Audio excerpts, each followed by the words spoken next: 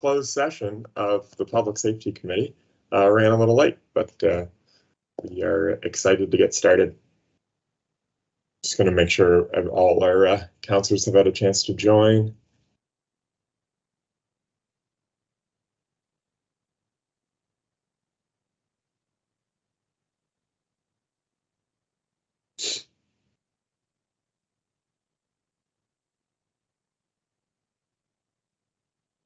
I see Councillor Stewart and Mayor Reardon on. I don't know if, there's Councillor Ogden.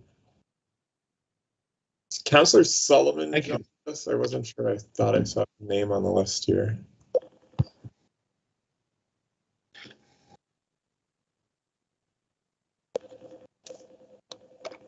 Sorry, the phone's ringing in my office.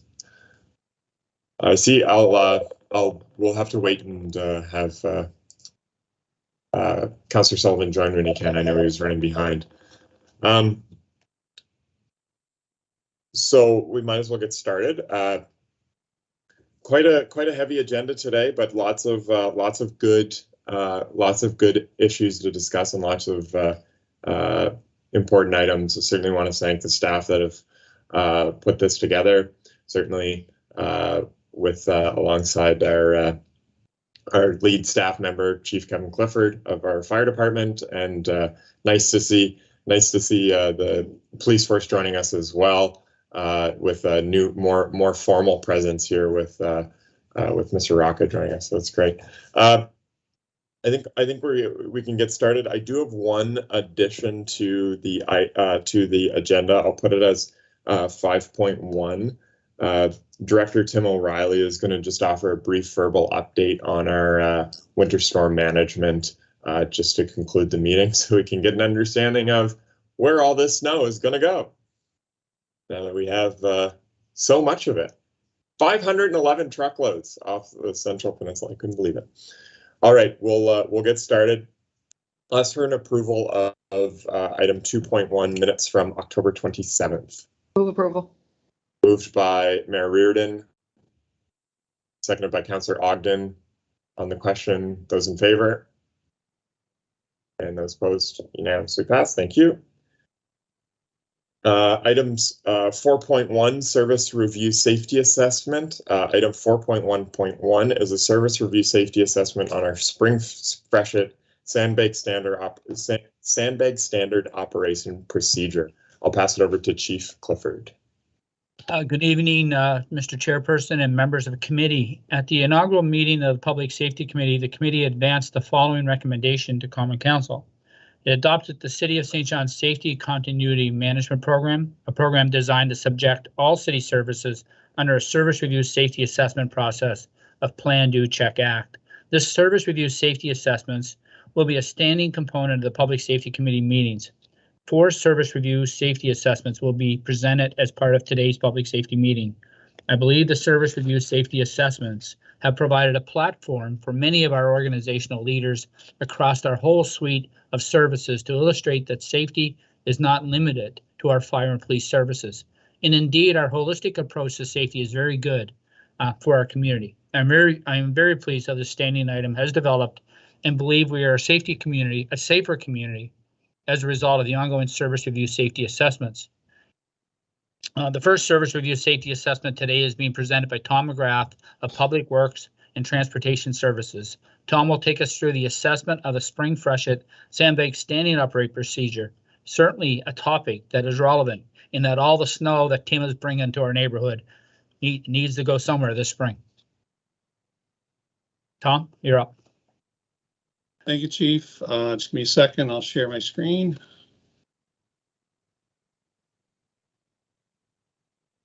Okay, can you confirm you can see the first page of my my presentation? Indeed, yeah. Thanks, Tom. Perfect. Great. Thank you. Good evening, everyone. I'll be presenting information this evening pertaining to the City of St. John's service review of the existing SOP related to the deployment of sandbags during the most recent flood event. This review is a procedural requirement related to performing a service review of the SOP every 3 years.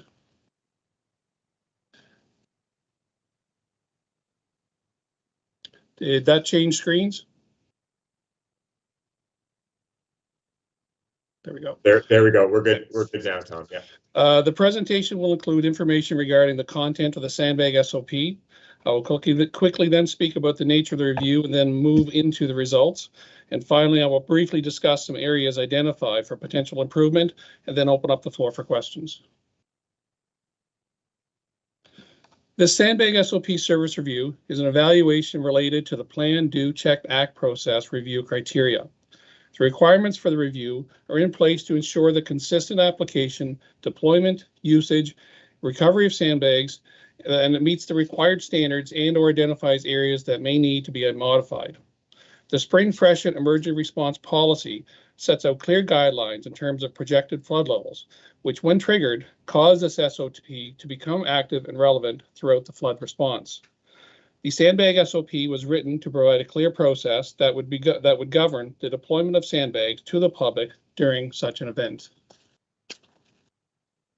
As per the policy, projected flood water levels need to reach a level of 5.2 meters before a level 3 response is triggered. This level was decided on based on experienced flood levels from past years. Once this criteria is met, the St. John EMO will move to a full level 3 activation mode. This in turn triggers the utilization of the Sandbag SOP. The Public Works Department is required to be fully mobilized and able to produce sandbags within 12 hours once this has been triggered. During level 1 and level 2 activation, sandbag deployment will be addressed on a case-by-case basis. Full mobilization will facilitate the production of sandbags until a stockpile of no more than 5,000 sandbags has been reached. While functioning,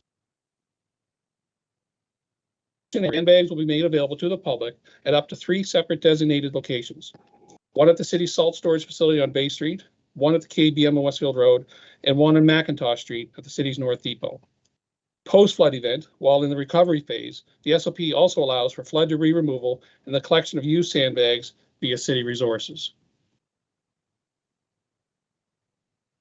The existing Spring Freshet Emergency Response Policy was adopted in 2019, and as stated earlier, a policy review is required every 3 years to test its validity and relevance. The Freshet Policy and Sandbag SOP were developed using a number of resources. Best practices from Fredericton's flood playbook were reviewed and various aspects incorporated into St. John's approach. One of the more important aspects of our plan was the trigger for level 3 of mobilization. Staff also researched and reviewed NB historical data related to spring freshet water levels. A lot of emphasis was placed on our own experienced flood events, most notably those of 1973, 2008, and 2018, where levels ranged from 5.2 meters to 5.76 meters. It was decided at the time to use the lowest of these 3 events, 5.2 meters, as the documented trigger for level 3 activation. In conducting the service review safety assessment, the analysis team reviewed the existing SOP and measured it against the actual execution of the plan during an experienced flood event, making note of any variation or gaps between the two. The analysis team would then identify areas for improvement and present those steps from which to act on as a means to complete the continuous improvement cycle or continuum. The review of the Sandbag SOP targeted a number of criteria and measured them against the response to the April 2019 flood event. Leading into the flood event, the review confirmed that processes and documentation were all in place and utilized appropriately. This included the deployment and the use of the city's incident command system and the use of the Sandbag SOP and Freshet policy to determine and review objectives and risks associated with a triggered flood response. It was also confirmed through the review that the ICS command structure used during the event provided a superior level of communication between all stakeholders. This structure and the resources available ensured the appropriate attention was given to the flood event and that other city services were not adversely affected and were maintained at an acceptable level to ensure business continuity throughout all departments, especially those affected by the loss of resources to the flood response. The review also confirmed that the Sandbag SOP was executed once the 5.2 trigger was experienced. It was noted, however, that the level of sandbag production and or available stock of sandbags often fell short during the high demand times. Peaks in demand were intermittent and difficult to predict and plan for in real time during the crisis. It was very difficult to match resources with demand. As well, the available sandbag machine did not operate and produce the expected results. This also affected the ability to meet the changing demands for sandbags. It was also affirmed that the immediate after-action review of the event did not properly identify these issues. Overall, the service review safety assessment of the sandbag standard operating procedure achieved an 80% conformity score. Post-review changes to procedure will include a more in-depth and robust analysis during the post-event follow-up. This will aid in identifying additional areas of concern if they are present and help create a more comprehensive dialogue between all stakeholders, including frontline staff. Processes regarding the plan and the ability to meet and react to sandbag demand during the event will also be reassessed. This includes an evaluation of both mechanized and human resources available and required throughout the event to better adjust for peaks in citizen demand for sandbags.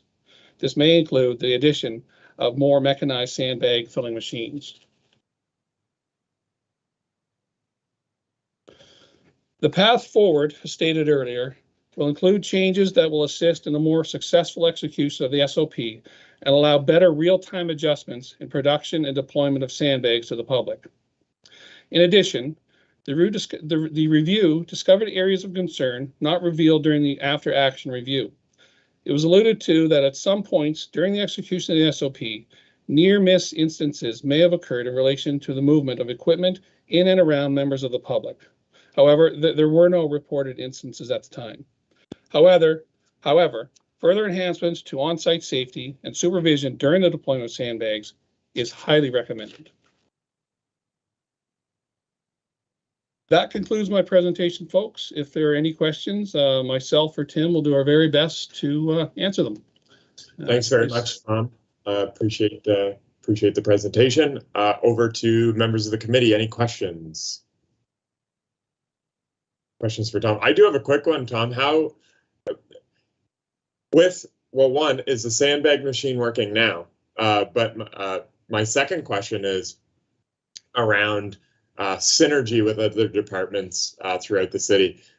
How do you make sure that in one of those flood situations, how do you make sure that you're building synergy with the rest of the, whether it's the rest of your department, fire department, police? How do you make sure that that synergy is built so that you can operate in tandem? Is it through EMO, I assume?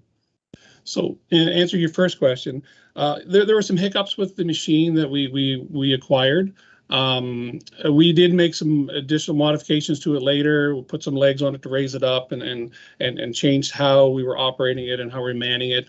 I think by the end of it, we had a pretty good handle on it, but there's areas for improvement, and we do feel that a next one, possibly even two new machines would probably assist us very much in meeting the demand.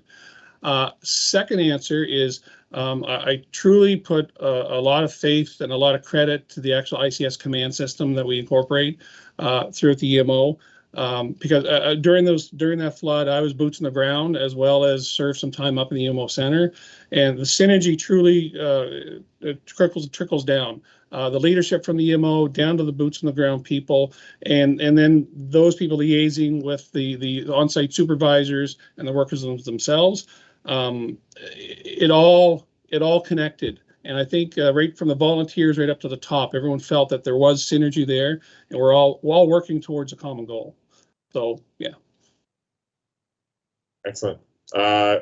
Any other questions? Anything from? I'll move, receive, and file.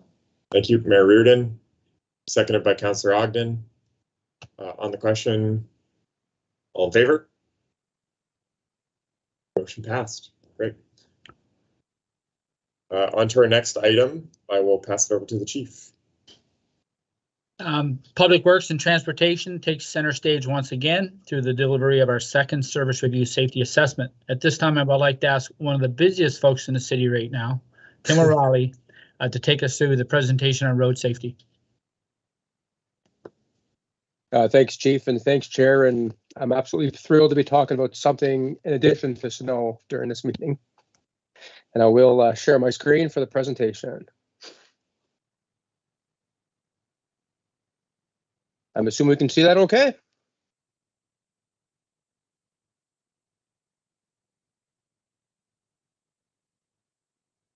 Perfect. Okay, so committee, tonight I'm going to be talking about the road safety strategy as part of Move SJ. Although every strategy of our new transportation plan, Move SJ, aims to progress on our aspirational goal of presented here on the screen, a planned road safety strategy is centered around maintaining the public safety when using the city's transportation system. We therefore believed a more concentrated discussion with the Public Safety Committee on this particular strategy was very important. For context, the road safety strategy I'll be presenting is also among the deliverables for Phase 3 of Move SJ that Common Council will be asked to endorse in the next few meetings. We have traditionally relied on community requests to identify and prioritize work safety initiatives. This is a challenge. To the right of the screen is a summary of work orders entered and completed, resulting from community input over about a 5-year period. I will note that the requests for traffic calming averaged around 20 requests per year in previous years, but in the first 6 months of 2021 alone, we received approximately 60 requests. We simply can't process these requests as quickly as they're coming in. Although community feedback will always be valued and influence our decision-making, oftentimes the requests we receive are from only a small portion of the community. Although the concerns are always genuine, this source of input alone doesn't always reflect the true risk to the community and what the true root of the problem is, which sometimes prevent us from investing the limited resources we have, no matter how many resources we have, in the solutions that most improve road safety. A road safety strategy for the City of St. John would continue a shift to new strategies based on proven best practices, advice from professionals, and not only having good data, but analyzing that data that allows us to target limited resources in the best way. The Safe Systems approach in many road safety strategies covers 4 topics presented on the screen. Given the inability to influence beyond advocacy, most municipalities limit focus on improving vehicle safety and instead focus their attention working collaboratively with their community, police, and other stakeholders in their traffic engineering division on the other 3 topics being people, roads, and speeds. I've introduced before the principles of the 3 E's of transportation safety to the Public Safety Committee, being education of road users, enforcement by police, and engineering solutions on our roadways. This principle is ingrained within the road safety strategy. Although it could be argued vehicle speed of vehicles fits within the people or roads categories, the impact of speeding on the ability to stop a vehicle and mitigate injury is demonstrated with a table on the lower right of the screen. Therefore, it has its own category within most road safety strategies. We have a great base to work from when we start operationalizing a road safety strategy. Up on the screen are a list of city, police force, and community programs that we are already implementing that fit within these 3 safe system approaches categories, as well as the ever important use of data and best practices to support decision making. Our police force has also the existing capabilities to generate maps that show concentrations of vehicle collisions using different factors to help influence where in the city we should be concentrating our road safety efforts. The map to the upper left was used to identify where deer crossing signs should be installed to help reduce the concentration of vehicle collisions. And these were installed both in the Milledgeville area and the Hickey Road area, again, based on the number of collisions involving deer over a multi-year period.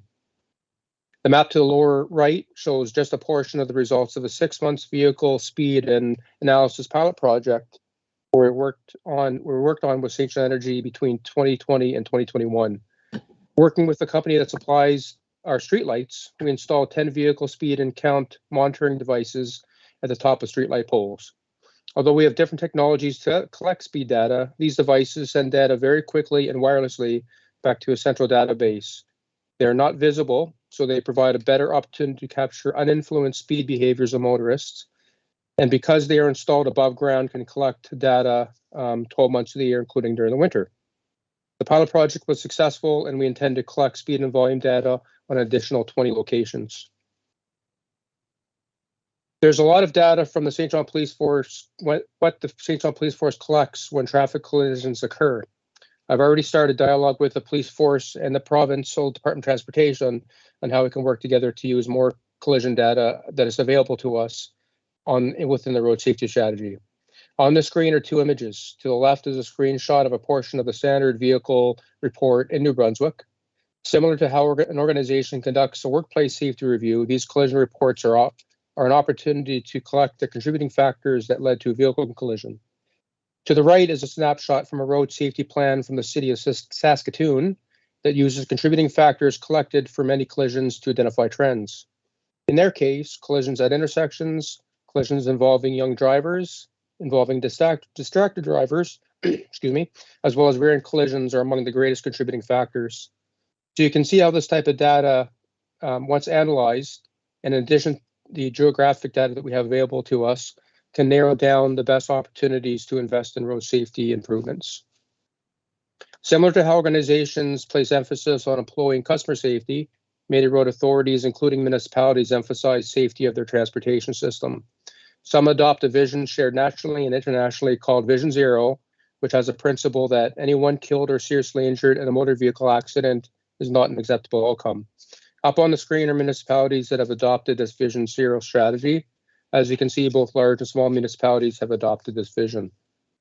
Even though the aspirational goal of jurisdictions that adopt the strategy is to have no injuries or death from vehicle collisions, many also develop realistic targets that can be achieved with available resources and implementation of this road safety strategy. I provide one example from the Halifax Regional Municipality at the bottom of the screen. When putting the draft road safety strategy together, we really struggled with whether or not to suggest a multi-year implementation plan, as we know we still need to collect data and analyze that, still need to assess resource impacts, and still need to assess how MoveSJ fits within the city's overall strategic plan. However, without some tangible solutions, it would be difficult to look forward at what is really possible, and we did end up adding a suggested 5-year implementation plan within the strategy. We did assess the road safety strategy through the Plan, Do, Check, Act assessment, and the detailed results are included in our report. Because the road safety strategy is not yet implemented, it was difficult to truly identify how strong the strategy is against the assessment, and will be much better improved once we implement it for a year or two. What I can say, however, is the road safety strategy would produce the very results that are emphasized within this Plan, Do, Check, Act philosophy, including development plans and actions that analyze data, make use of best practices in collaboration, and complete risk analysis. This report this evening is a receive and file recommendation to the committee. As noted, we're also seeking Common Council's endorsement of the MoveSJ Phase 3 results, which includes the proposed road safety strategy. With that, Chairperson Hickey, I'll turn it back over to you to take next steps for questions. Thank you very much, Director O'Reilly. I'll turn it to the committee for questions. Your Worship, over to you. Thank you. I just have a quick, well, I guess a comment. I mean, until you see it, you don't really recognize that there's 78 contributing factors. That's a lot. So it's not as straightforward as, you know, I guess as a factor that I would think might be contributing to my neighborhood. You know, it's so expansive, the scope is huge. So I'm happy to see that we have the strategy on the go. Where does this Vision Zero fit into it? Well, again, it's an aspirational goal that a lot of municipalities aim towards, which again is that no injuries are acceptable or deaths. So basically, municipalities that adopt that, you know, indicate they do, and that's their long-term vision. But again, at the end of the day, municipalities also identify what the resource levels are, and again, achieve objectives year over year in terms of how to improve that safety and reduce the number of injuries and accidents, so you can eventually get to that Vision Zero. So again, as that aspirational goal and objectives to get towards there. Tim, does that, you had the speed data map in there. How does that align with the accident map? No, great question. So again, they're definitely two types of accidents. There's vehicular ones, and there's ones involving pedestrians. So I'm just curious about that. Yeah. No, and again, where the overlap, for example, is in the accident report, it identifies if speed was a contributing factor in terms of the accidents themselves. So I guess the accident data is kind of retroactive in terms of you identify where the accidents have actually occurred that involve speed. Whereas of course, the speed data is more proactive in terms of identifying where there is a problem with speeding and deal with it before there are accidents in the first place. So basically, one is proactive, one is a bit more reactive based on what the factor was. Okay, thanks. Thank you, Your Worship. Councillor Sullivan, over to you. Thanks, Mr. Chair. Thanks, Director O'Reilly. I really appreciate the data, and that we continue to make decisions based on data and professional research.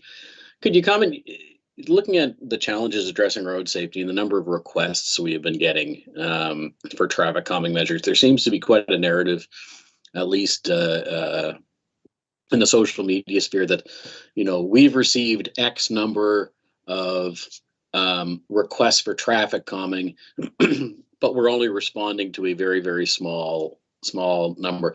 Now, can you comment, like, the requests are we getting requests like we have a problem in this area that you could look at, or are we getting requests, please put speed bumps in here?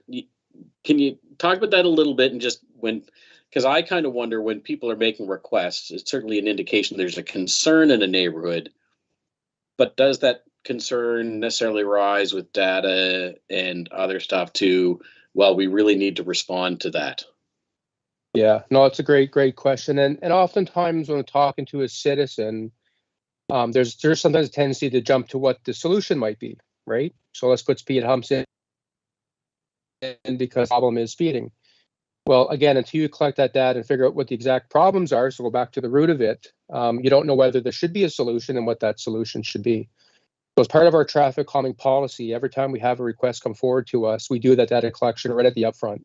So we collect the speed data, we collect the volume data, because actually in some cases it's not necessarily the speed of vehicles, it could be just too many vehicles cutting through a neighborhood street as opposed to being a speed problem.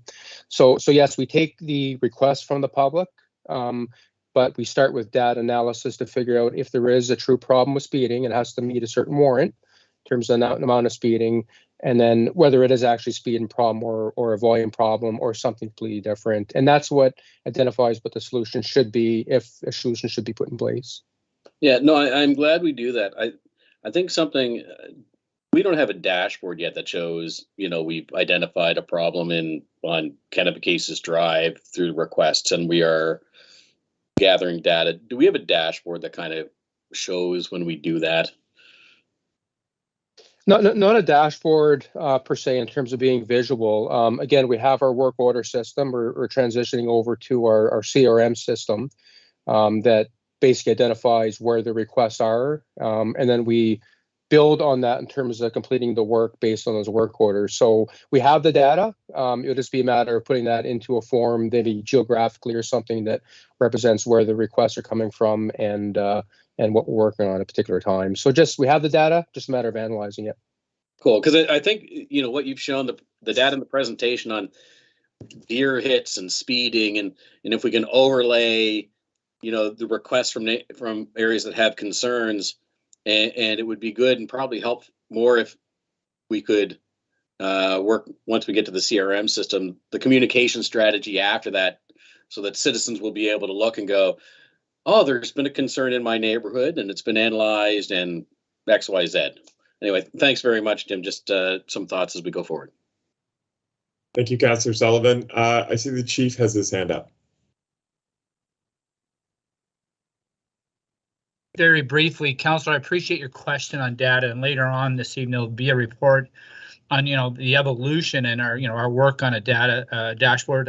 Leah Robisha, who's working with us now, and certainly would have heard your question. So I think that we'll certainly explore the opportunity through Tim and Leah. But again, I'm very pleased with the level of questioning with respect to data. And I know the city manager will remind us all that dashboards are only good in the context of the information environment that they exist. But certainly I look forward to further questions, and I think Leah's report will at least give you a sense of where we're headed. Thanks very much, Chief. Any other questions from the committee? Councillor Ogden, see you have your hand up. You're on mute.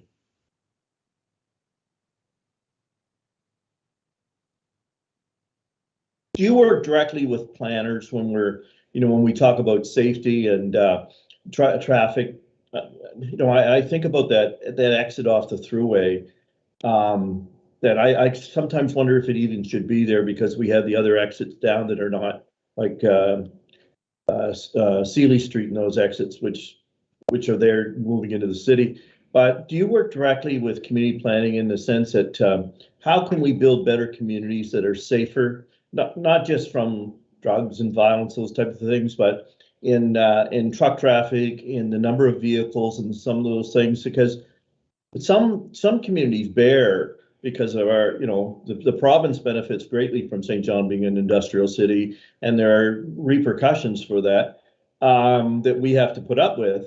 But do you work closely with the community planning, like, okay, how can we get this traffic out of this community, this type of thing? Yeah, short answer is yes. And again, that planning kind of happens in a few different ways. So certainly I work closely with their own planning department. So every time a new street, for example, come across my table, I look at it from, again, that pedestrian safety, are we going to create a cut through traffic with a proposal, etc. So that is done with each and every new street that comes before me. And what I can say from the broader community planning perspective, we're developing a better and better, it's always improving that relationship with the Department of Transportation and Infrastructure at the provincial level. So again, when we're talking about those types of, provincial infrastructure additions or suggestions, we're getting a lot more, and it's improving over time, that collaboration with them in terms of making sure that, again, those communities are met.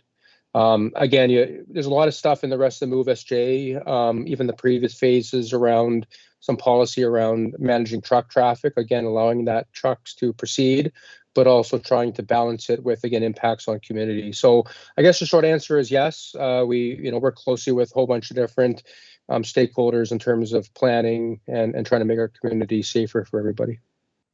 Thank you very much. Thank you very much, Director O'Reilly, and certainly appreciate your work here, and have always appreciated how Move SJ has maintained its flexibility throughout all this, and that's part of it. Reassuring that this is indeed a living document, and we're going to work with both data and members of the community to make sure that we're putting our best foot forward when it comes to public safety and getting around our city. With that, I'll ask for a motion. I'll move, receive and file. Moved by Mayor Reardon, seconded by Councillor Stewart. On the question, those in favor? All approved, motion carries. Our next item is item 4.1.3, service review safety assessment of our rope rescue. I'm going to pass it over to our staff lead, Chief Clifford. Thank you, Mr. Chairperson. At this time, I'll ask Deputy Chief Rob Nickel to take us through a service review safety assessment of one of our technical rescue services, specifically rope rescue. Rope rescue incidents are one of those low probability, high consequence events that some would argue are not worth the community investment. The facts are such that we have had to respond to these types of incidents using the MacGyver method, simply making it up as we go, or using a standardized procedure method. The later method provides the best possible chance for success for both the citizen and the first responder. Deputy Nickel, you're up. Good evening, Chairperson Hickey and members of Public Safety Committee. Just bear with me here and I'll share my screen.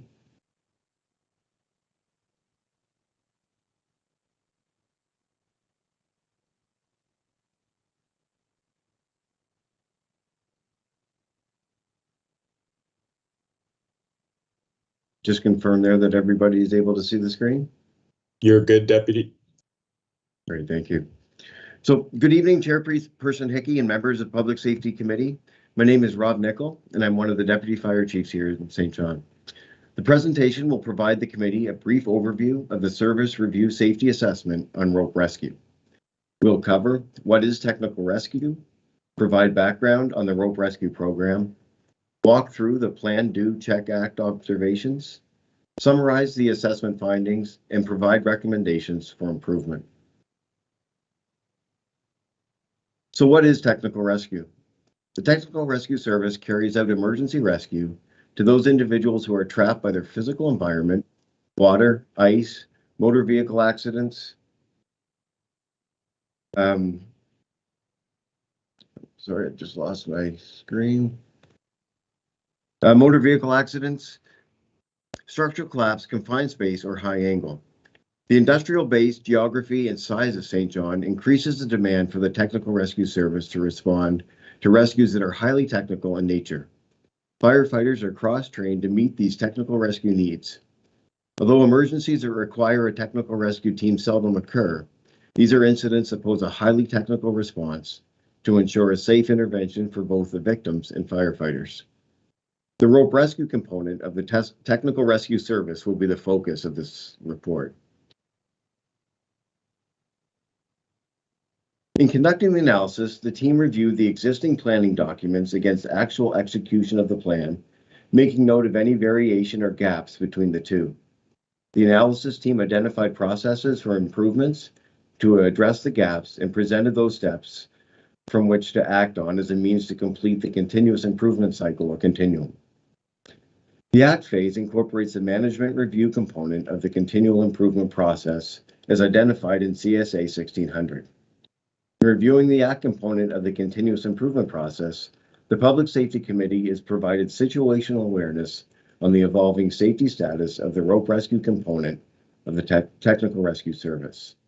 The actual grading on the conformity assessment tool for rope rescue is attached as Exhibit A in the report. The High Angle Rescue Program was added as a service that the St. John Fire Department offered in 2013. Currently, there are 35 firefighters cross-trained as high-angle rescue technicians, and many others with some level of training. Since its inception, skill maintenance and extensive training has been ongoing in order to maintain skills. The depth of expertise in the department allows for each of the 4 platoons to have a rope rescue team. As such, rope rescue response is available 24/7 from the platoon that is on duty. The rope rescue program is well established and is supported at many levels in the city. Clear roles and responsibilities have been identified in the policy and standard operating procedure documentation. The technical rescue team roster is produced each day to ensure personnel are aware of their responsibilities while on duty. And as with all emergency calls, an incident commander is sent to ensure overall safety of the incident. As mentioned previously, we have 35 technicians, which is the highest level of certification, and many others with varying levels of certification. You'll see that we have 48 people at the awareness level, which is the first level of rope rescue, and 13 at the operational level. Although not officially adopted, the department follows NFPA 1006 and NFPA 1670 guidelines for technical rescue. NFPA 1006 is the standard for technical rescuer professional qualifications. This standard identifies knowledge and skills necessary for emergency responders to perform or direct a technical rescue. It also provides a list of recommended equipment for a technical rescue team. NFPA 1670 is the standard on operations and training for technical search and rescue incidents. This standard identifies staffing, training, management, and other requirements of technical rescue operations and training. This standard also dictates that departments that have technical rescue teams shall have standard operating procedures specific to the technical rescue teams, minimal training capabilities of the team, and an annual evaluation process in place. St. John Fire and St. John Water have a standby rescue agreement in place to support city employees when they are required to work at heights to maintain city infrastructure. This could be the SCADA system for St. John Water. When St. John Water requires an employee to climb infrastructure to repair or maintain equipment, St. John Fire Department will provide a standby rescue team, which is a requirement mandated by WorkSafe New Brunswick. In addition, there have been discussions in adding confined space rescue to further support St. John Water in their operations. The due observations. For the analysis, the rope rescues program's risk assessment document, training records, personal competencies, and policies and SOPs were reviewed to assess the effectiveness of the program and to identify any areas for improvement. The City of St. John has a complex risk profile, and as such, technical rescue response could occur in a variety of locations. Our industrial sites, municipal infrastructure, city structures, waterways, and wilderness areas, to name a few. One gap that the analysis identified was the need for a more comprehensive catalog of identified risk areas and the pre-plans for those incidents. This information will be made available to responding crews through the iPads that were recently added to all heavy apparatus. Training records were reviewed to ensure compliance with job performance requirements, or JPRs, as outlined in the NFPA 1006, and to validate the accuracy of the competencies. The cyber attack had an impact on our learning management system. This assessment was used as an opportunity to ensure the accuracy of our records and to establish redundancy in our training records. But it also identified a gap that was a need to have a supported LMS system, a learning management system, that captures data that can aid in making evidence-based decisions for training programs and provide quick access to certifications and upcoming recertification requirements. The training division has worked hard and developed a curriculum to develop, maintain, and implement a series of practical evolutions that will exercise all required JPRs from NFPA 1006, relevant to rope rescue on a 3-year cycle. All equipment utilized for technical rescue must be designed and approved for such use. The assessment verified that indeed all equipment procured for the rope rescue service meets or exceeds all industry standards. In addition, third-party gear inspections are completed annually on all rescue equipment, and the documentation of the inspection is maintained by the training division. Under the check observations, rope rescue is a low-frequency but high-risk service. The call volume for technical rescue cannot accurately be predicted. Over the last 5 years, I've looked back and we've seen that we've had 189 technical rescue requests. On average, 5 to 10 of these calls were for rope rescue or for standby rescue. And due to the low frequency of the calls, a robust training regime is essential. The technical skills are maintained through a 3-year recurrency training program where skills are exercised in training evolutions. The program has key performance indicators. I'll just go through them briefly.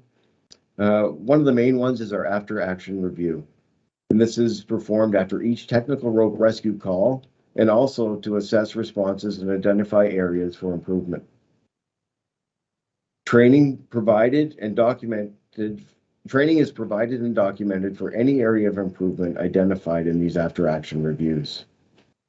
Annual recurrency training for skill maintenance. We have a goal of 100% completion rate of annual JPR evaluation for each tech rescue member. Probably one of our most important KPIs is that no accidents or near misses are acceptable. Due to the nature of this service, any error could have catastrophic results. Annual equipment inspection is conducted by a third party. During the assessment of the program against the KPIs, it showed very high compliance. The JPR evaluation was the only KPI that was not met, but we had an over 90% completion rate. So in general, the expected performance did match the performance of the program. The ACT observations. The Technical Rope Rescue Service has successfully responded to many high-profile rescue situations with positive outcomes.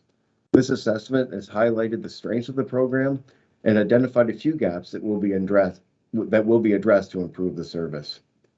After-action reviews have been completed after each exercise and major incident to discuss what went well and what could be improved upon. The Technical Rope Rescue Program guiding document, all SOPs relating to technical rope rescue, and the rope rescue program itself will be reviewed on a 3-year cycle. The review will make recommendations for program improvement, and those revisions will be implemented within the 3-year revision cycle.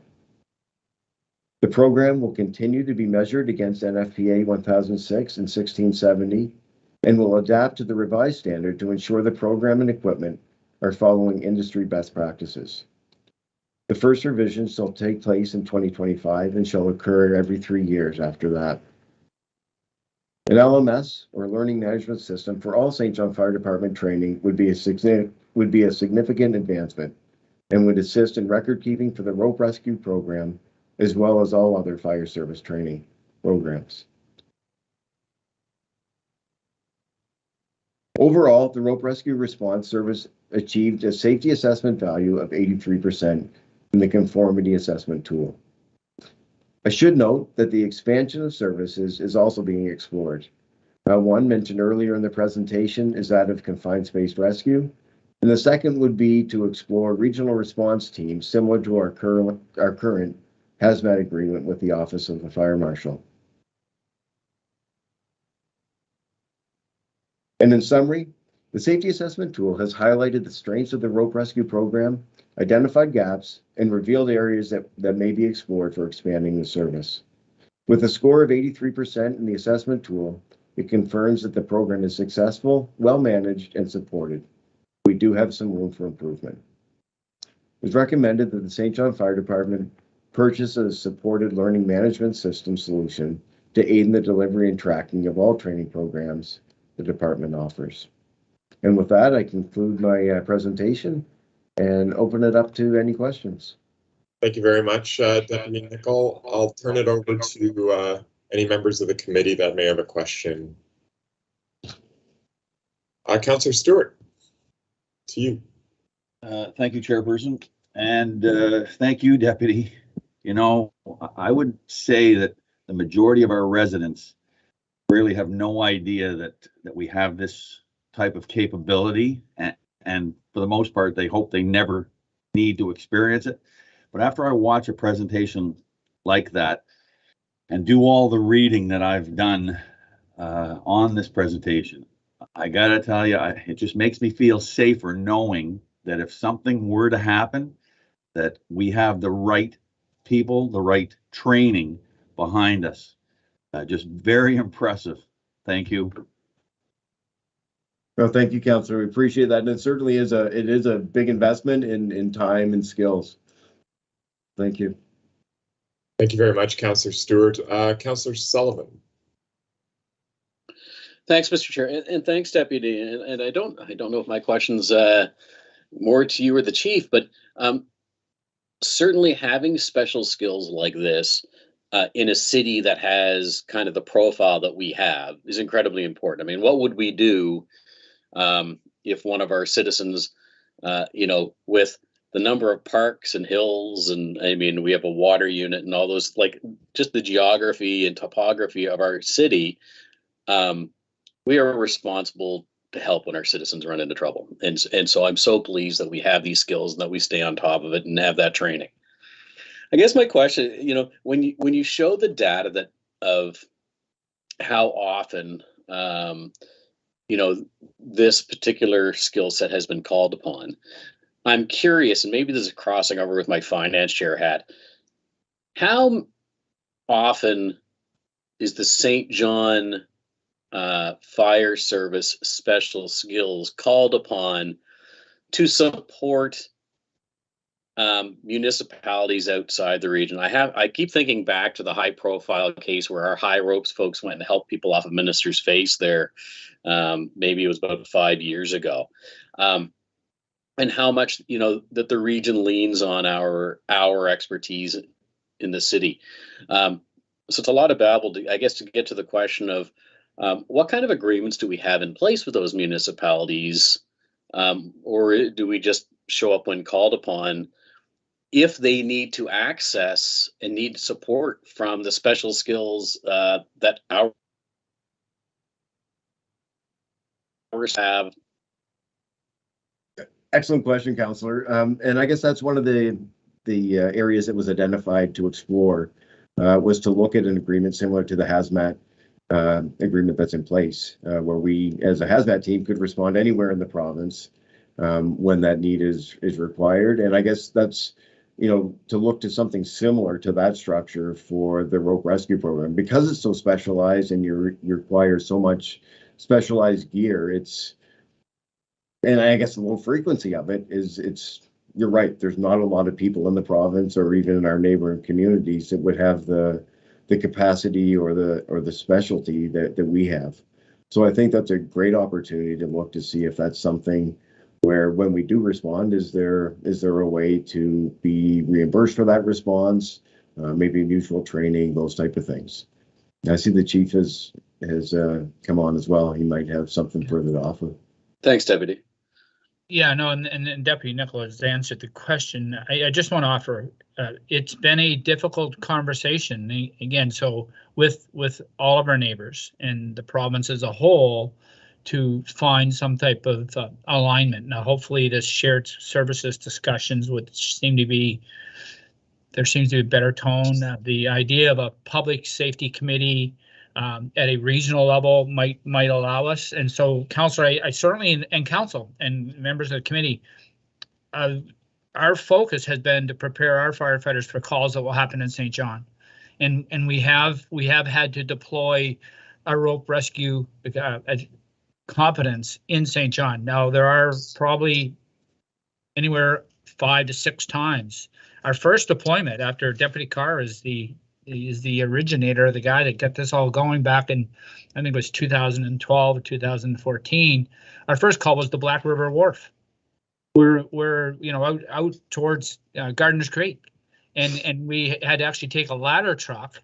I went and take one of our $1.1 million ladder trucks down to the wharf and deploy to a very technically orientated rescue to get a fisherman who had fallen off the wharf onto his boat, who was busted up in a bad way, and it was that technical competence that allowed us to do that.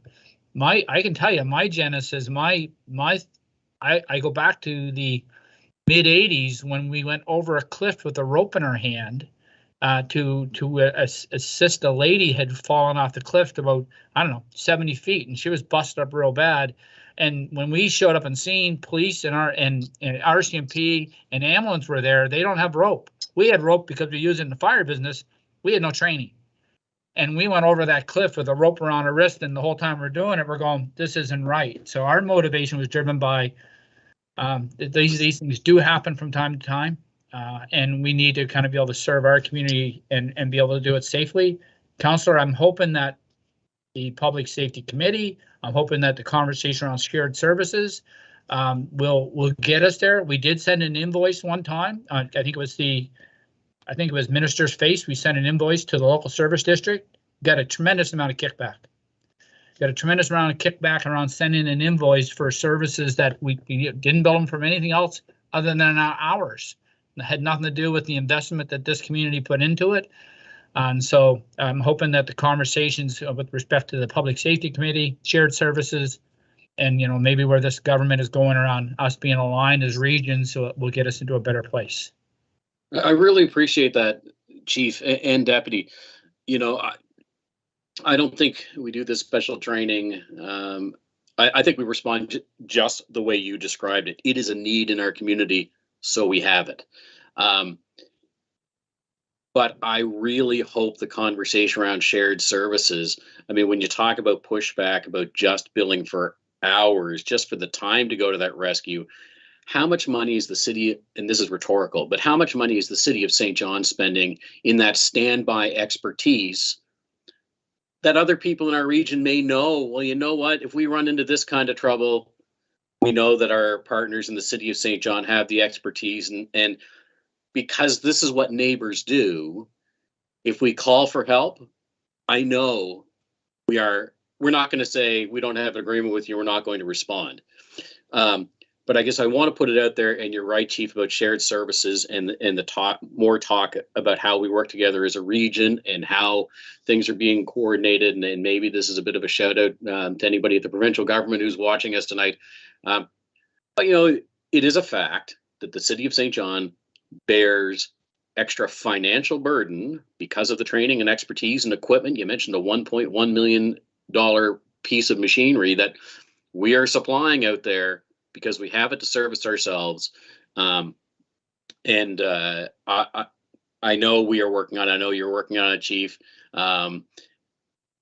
but we need to keep talking about it because it's so central to regionalization of services, that as we continue to keep this expertise and specialized training in the city of St. John, if we are sharing it, it's not just hours, it's how much did the equipment cost, what's the piece of overhead, what's the piece of training. If this was any business going to help another business, even at cost, all those things would be included. So I know we're on it, but I'm going to continue to beat that drum. Thanks.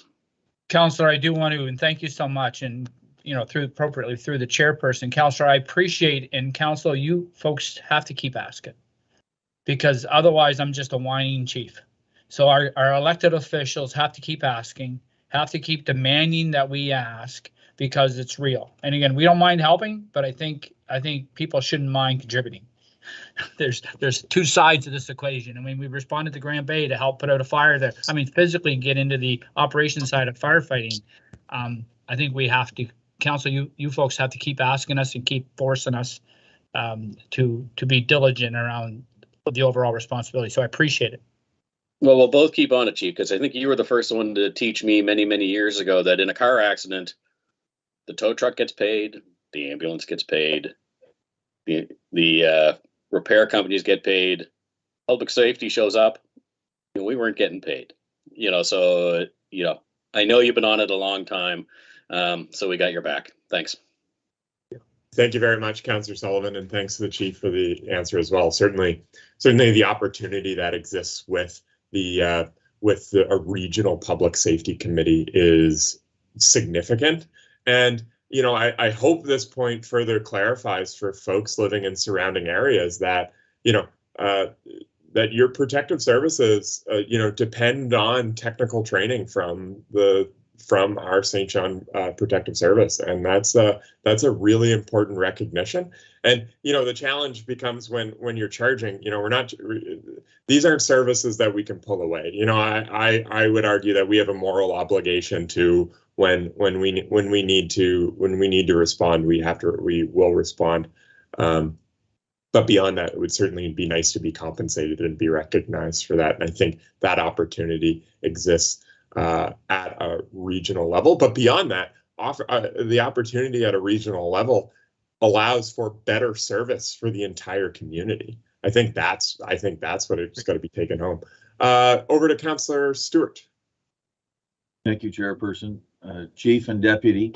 So as a council, I think it is upon us that we have to pursue this. So it's not just you guys, but are we able to continue to invoice should our services be called upon? That would be my first question. And second one is, did we get reimbursed for that invoice we sent on the Minister Face call? I don't believe we did. Interesting. I'll follow up and I'll let you know by email over the next day or so. Thank you. Over to Councillor Ogden. Thanks very much, Councillor Stewart. Over to Councillor Ogden. Chief, Deputy Chief, excellent presentation. This is knowledge that has to be out there. Exactly what Chairman David Hickey said, exactly what he said, and he just did a great job at it. We've got to promote this idea, merchandise this idea, make it everyone aware, and I think council is behooved to have your back on this and make it as public as possible, and a million times over, so that people get it, that they're safe because of the city of St. John and its employees. And I think we just have to keep that out there, because a lot of people aren't going to realize it. My dad used to say, after you said something a million times, you got to say it a million times over for people to get it. And I think that's what we have to keep going. We've got to keep this in the front, and we have to keep the back of these guys. Thank you. Look at that. I guess thank you very much, Councillor Ogden, but I guess we're all getting roped into this one. Get it? Technical rope rescue? Geez, chair's funny tonight. Over to Mayor Reardon. Thank you. Hysterical. Thank you, Deputy. That was a good presentation. I didn't realize we even had this until, as you well know, council is informed every time that there is an incident. And I think maybe sometime in the fall this year, there was a rope rescue, and I didn't really even think about the rope rescue before. Speaking of shared services, I don't know how that will work. I mean, there is a cost to establishing and maintaining those services, so we will keep driving that. I'm not sure if it's billing out when you use the service is fair ball, because there is a cost to having that service on standby all the time as well. So we certainly get it, and we certainly will, like I said, keep driving for it. And it's a great service to have, and I love it that we are equipped to do with so many skill sets in fire. It's important, as you said, considering our geography and just the fact that we're 300 square kilometers as well. So appreciate it tonight. Thanks so much. Thank you very much, Your Worship. And thanks again for the presentation, Deputy Nicol and Chief, for your insight. Under our next item, I guess I will need a motion to receive and file that or accept the staff's recommendation. Moved by Councillor Ogden, second by Councillor Stewart. On the question, all in favor? Motion's carried. Under our next item 4.1.4, we're all going to hop on the bus for a service review safety assessment of our transit policy for reporting an incident, accident, or near miss. Over to the Chief. Mr. Chairperson, the final service review safety assessment is from our transit service. Mr. John Hanson, Supervisor, Health and Safety Coordinator of St. John Transit, has recently completed a ton of work with respect to the creation of a policy on reporting of incidents, accidents, near misses. I do applaud him for his efforts. Director Ian Fogden will take us through the service review safety assessment of this new policy. On you, Ian. Thank you, Chief. To the chair, this is not going to be as exciting as rope rescue, but we are on the bus, but I'll take you through it here anyway. Comparing a policy to a rope rescue is, anyway, we'll guide you through. So this is a service review assessment of St. John Transit's policy for reporting incidents, accidents, or near misses. And I do want to shout out to the Health and Safety Supervisory team. The chief and his team were integral and essential in completing this review. Our supervisor John Hanson has done a lot of work on this, but their review itself was led by the Health and Safety team. So I just want to thank them for that. So we are going to review the existing planning document against the actual execution of the policy, and we'll take notes of any gaps that were discovered along the way and where it's failed to live up to execution.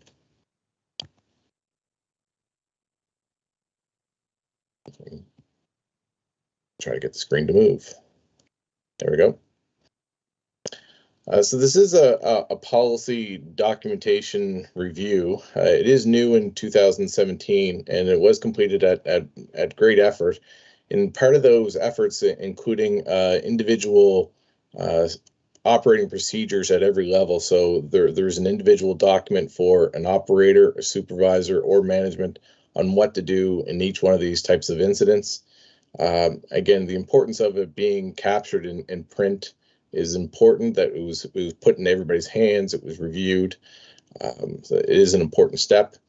You will see through this that there is some opportunities for improvement in identifying trends, looking at corrective actions, how we circle back on those, where's our training focus, maybe there might be gaps there when we're reviewing these incidents, and looking at due diligence.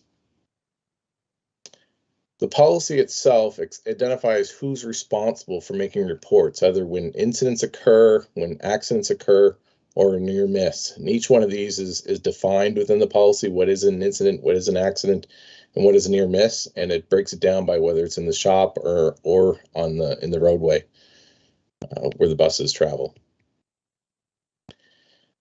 In the policy itself, it does have many appropriate actions that are identified in there, and what steps each person is supposed to take when there are one of these incidents. So it's not just punitive. It says explicitly this is what you should be doing.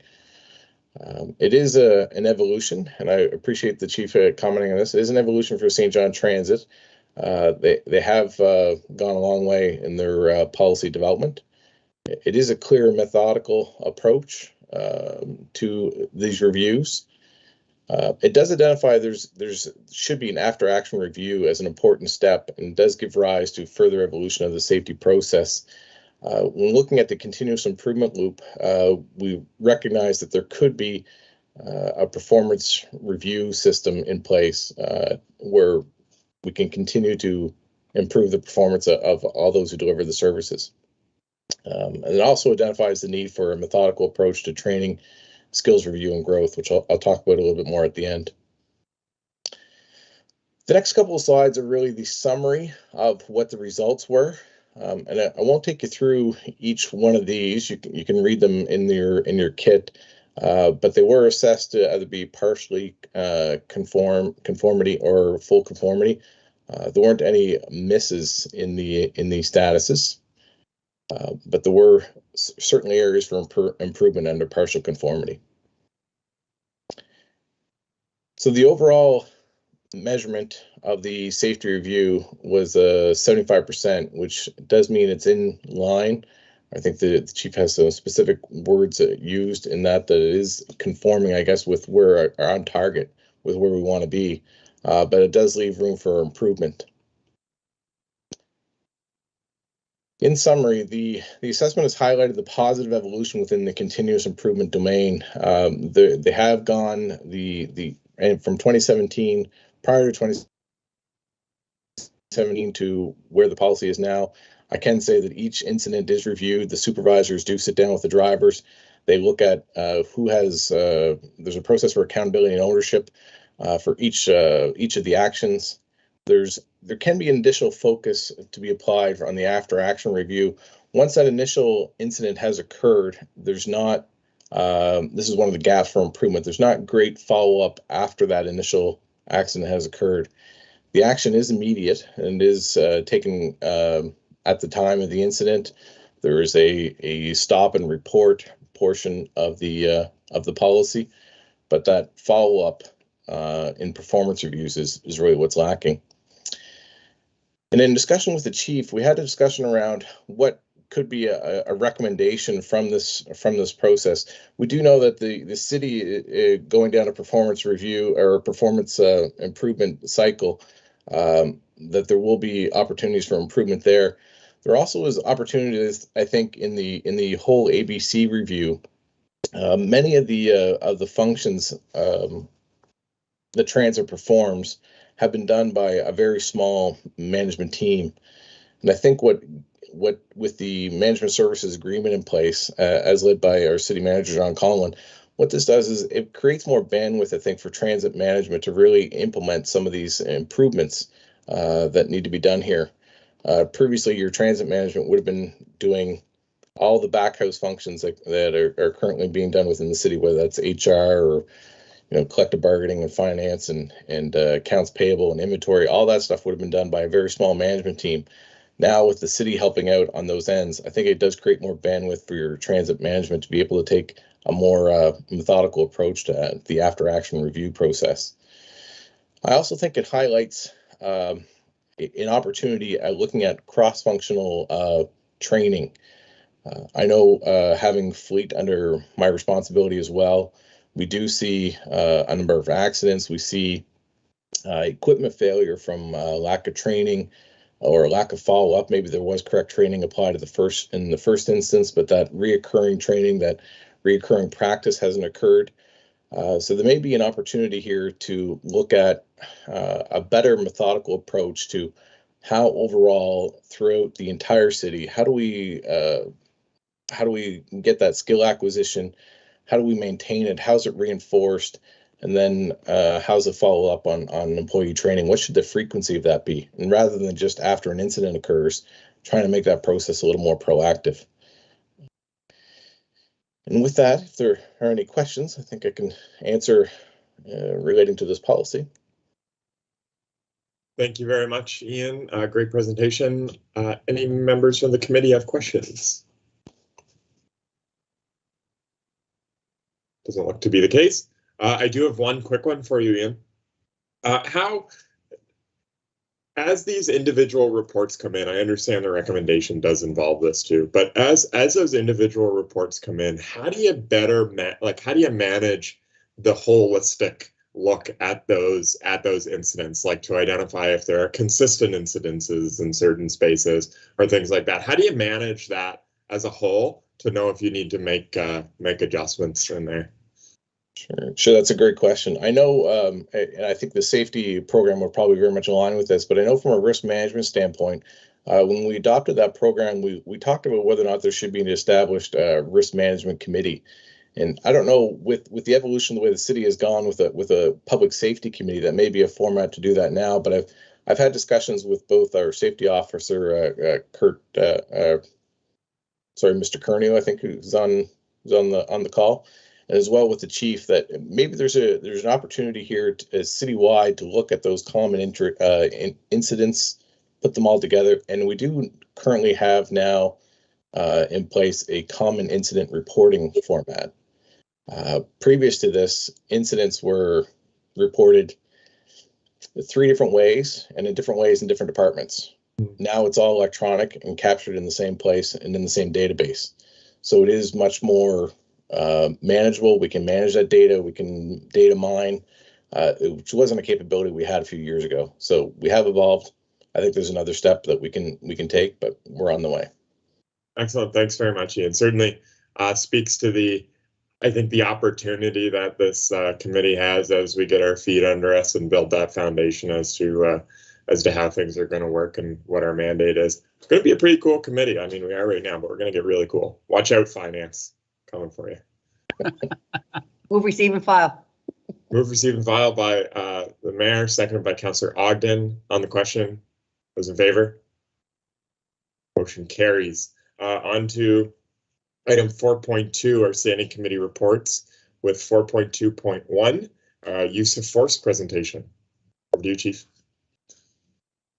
As established in the inaugural meetings of the Public Safety Committee, there are a number of standing committee reports to be provided to the quarterly meetings of the Public Safety Committee. Your Public Safety Services will provide at least one report per quarter with an objective to better inform our community of the ongoing operations and services of our public safety services, be it fire, police, EMO, and public safety communications. The first standing committee report today will be provided by Staff Sergeant Dwayne Hussey of the St. John Police Force. Staff Sergeant Hussey will provide a presentation on the use of force. Over to you, Staff Sergeant Hussey. Thank you, Chief. Mr. Chairperson. Good evening, everyone. Just get my slide presentation up here.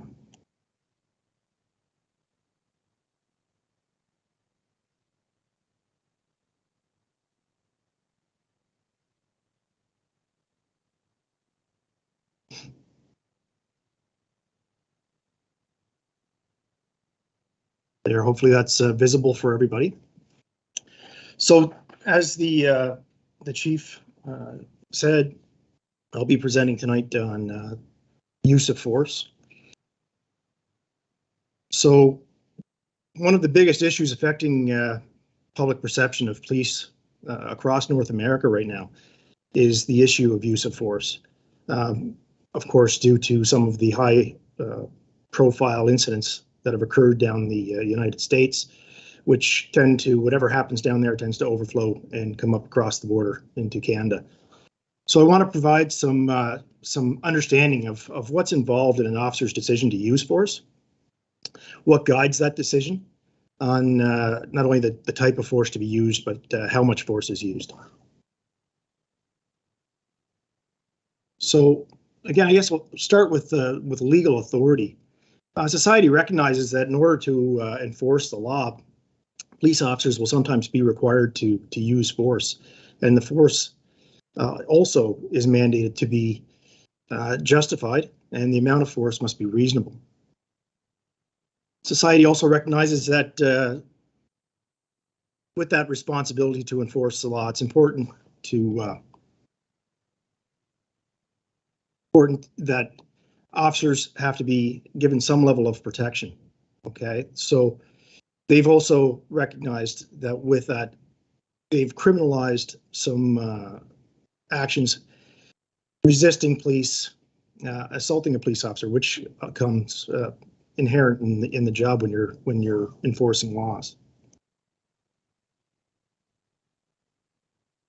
In 1999, the National Use of Force Framework was accepted by the chiefs of police across the country. And it gave a means to support officer training to use in the use of force to facilitate professional and public understanding in relation to the decision-making process involved in an officer's use of force. So this helped kind of standardize use of force training across the country. With that development of the framework, when it was being drafted, they relied on 6 guiding principles. The primary responsibility of a peace officer is to preserve and protect life. And this responsibility extends not only to bystanders and victims, but also to the police themselves and to the subject. Second principle, the primary objective of the use of force is to ensure public safety. The goal of the use of force is to gain control and maintain safety. It's not meant to be a punitive action. 3, police officer safety is essential to public safety. Officers must be able to keep themselves safe in order to be able to keep others safe. And the last 3, the National Use of Force Framework does not replace or augment the law. It's not meant to drive policy. It's not meant to supplant or replace any laws across the country.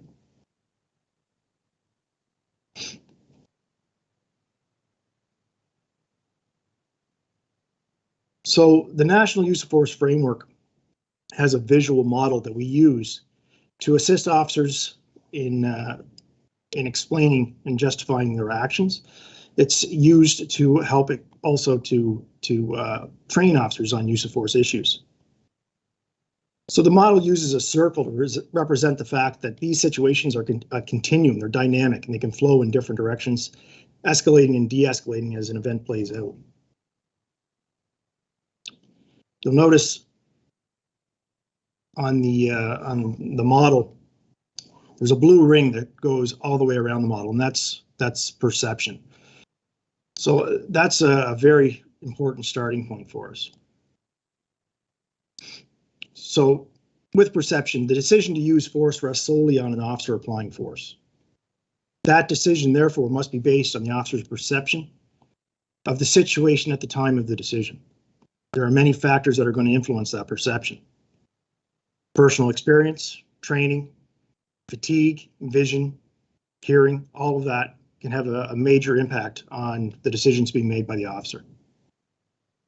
The reasonableness of the officer's decision must be assessed based on the information available to the officer at the time and that officer's assessment of the information that was available to him. So again, central to the model is the situation.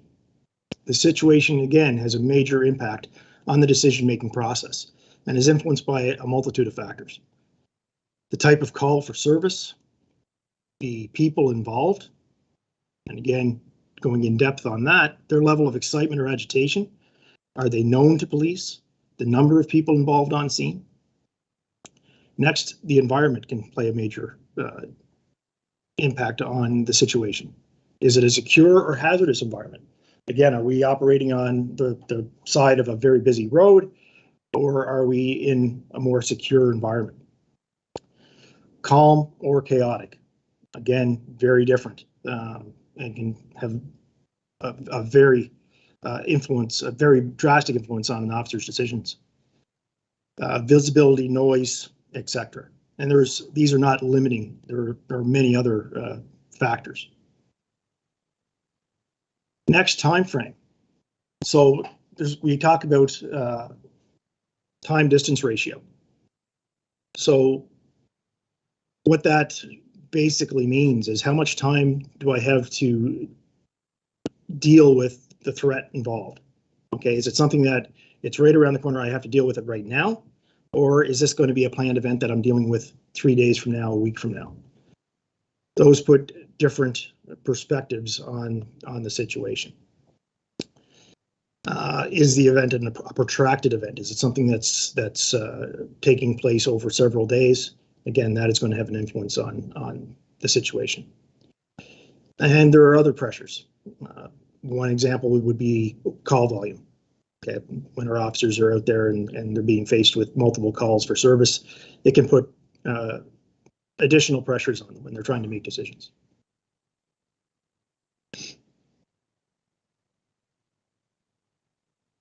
So during every situation that we deal with, we have to go through the Assess Plan Act process. The officer must assess the situation constantly from beginning to end and adjust plans and act accordingly as events unfold and variables change.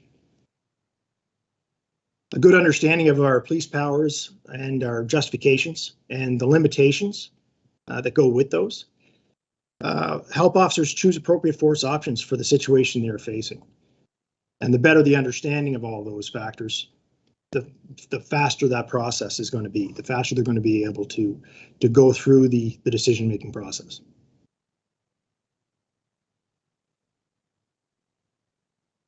So again, central to this process is the subject behavior. The biggest influence on a decision of an officer to use force is being driven by the subject's behavior.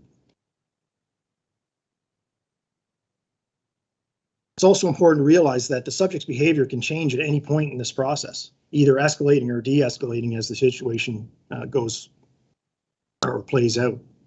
And the officer has to be able to recognize this and adjust in a timely fashion. So just to go through the types of subject behavior or how we categorize them, a cooperative subject follows instruction. They basically do exactly what we're asking them to do. Passive resistant subject, they may not follow instruction, but they don't resist the officer when the officer arrests them or makes any attempt to physically control them. So they take no active countermeasures. An active resistant subject is a person who takes a physical countermeasure to resist an officer's attempt to take them under physical control. Okay, whether that's pulling away, grabbing onto an object to resist being taken into custody, runs away, all that would become active resistance, categorized under that category. An assaultive subject is someone who attempts to assault or threatens to assault an officer. And then finally, a subject classified as being in the category of grievous bodily harm or death is a person who is attempting or threatening to cause grievous bodily harm or death to an officer or to someone under the officer's protection. Again, to go back to the Assess Plan Act, the officer must assess the situation as the event progresses to ensure the plan is still appropriate or if it needs to be adapted to fit new circumstances. The officer has to evaluate the suspect's behavior and, again, be aware and recognize any escalation or de-escalation of behavior and choose the appropriate response to deal with that behavior.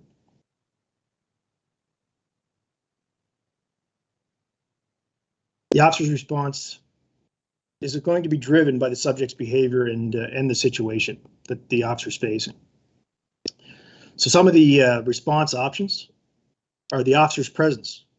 The presence alone sometimes is a response option, and that just the mere presence of having officers on place will help calm a situation. Communication. Communication is vitally important, and it's something that is going to take place in every situation where police are involved. And it can be not just verbal, it's also nonverbals. How the officers carry themselves will play a major influence in communicating to the public an important message, and can also escalate or de-escalate a situation.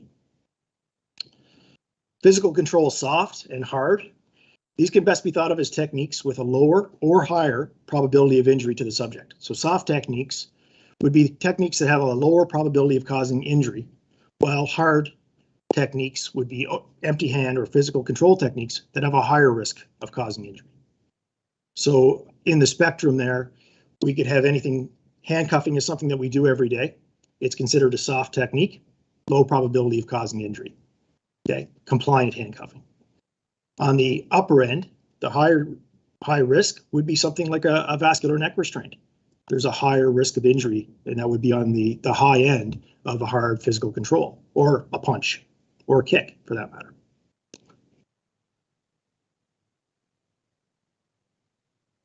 Oh, I should go back there for a second.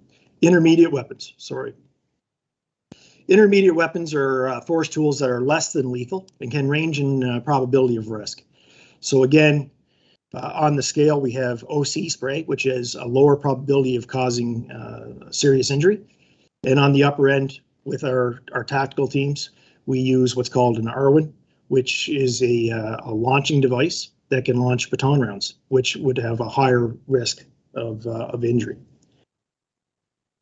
So their use falls within a range of subject behaviors, which may impact what intermediate weapon is used and how it is used. So again, we go back to the assessment. The assessment process is going to continue through this whole situation. And as we go, the officer has to assess what impact his response has had on the subject's behavior. And based off that assessment, the officer must choose the appropriate follow-up plan of action to select the appropriate alternate action plan if it's not successful. So officers responding to a crisis may be forced to go through this decision-making process in a matter of seconds, or this process can be drawn out over several hours or even longer. This decision-making process holds true for an individual officer responding to a situation or for a much larger police operation that's involving the tactical team or involving a public order unit. And again, can be used to describe an individual officers dealing with a situation one-on-one or for a much larger response.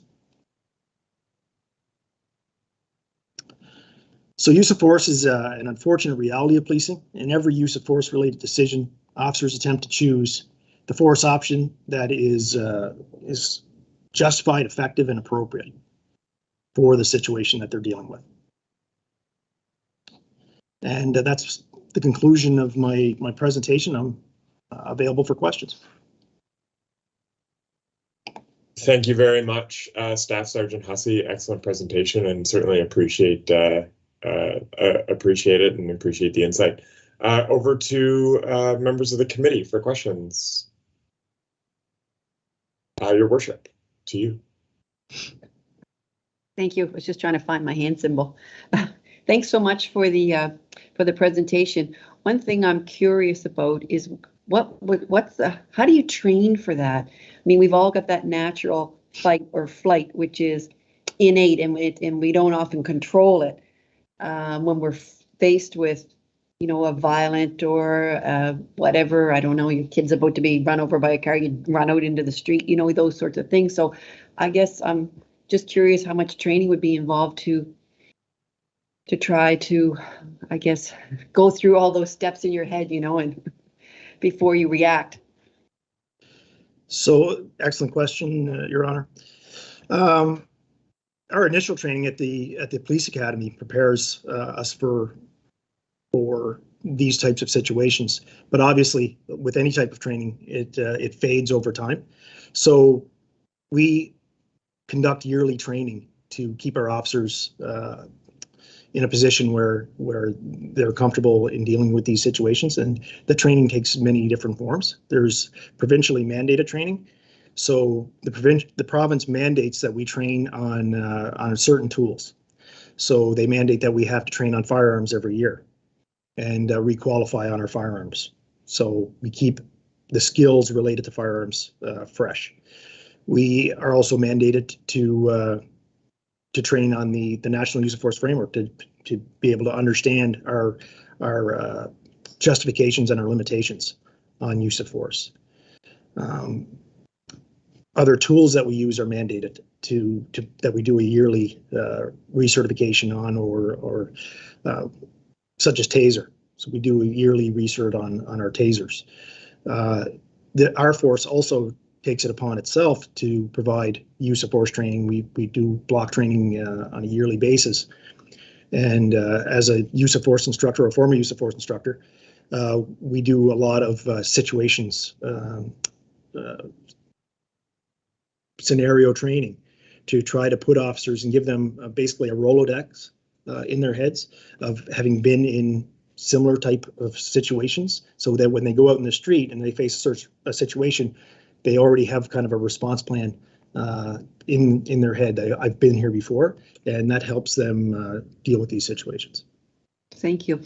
So I'm assuming then, are they something like a continuing education point where you do require recertification on certain items? You mentioned that, I think, for taser. Yes. So with taser, it's a yearly, we have to recertify on a yearly basis with taser. Thank you. You're welcome. Thank you very much, Your Worship. Don't worry, Dwayne, you don't have to call her Your Honor. She's not a judge, so, and thankfully she can't throw us in prison, so. I get some of those titles mixed up sometimes. That's okay. Over to Councillor Sullivan. Thanks, Mr. Chair.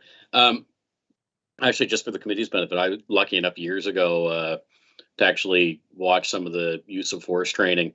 And to the mayor's question, it was very cool. It was a real use of physical stuff and slideshows where they would show an incident and act it out, and the officers would have to use the use of force framework in order to respond.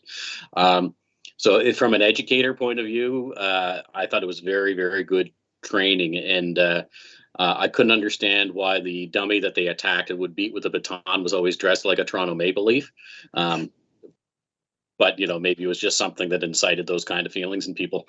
But I really appreciated the training. So I know that the police force believes in training and retraining, and it's not something where our officers learn it in the academy, and then if they're on the force for 25 years, they've never seen it before. It's constant training and retraining, and I appreciate that. My question is this, though, because certainly this is a real topic in the world and use of force, which is likely why it's in front of us today.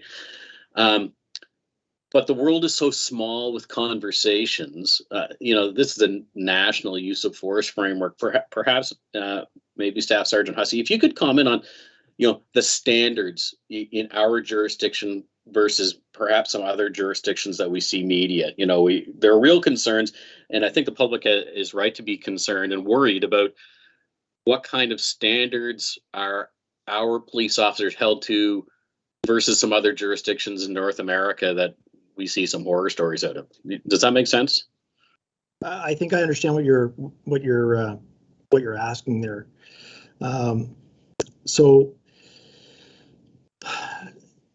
for national standards, we're really governed by each province. So we have provincial standards here in New Brunswick that we have to meet, and Ontario would have their own provincial standards.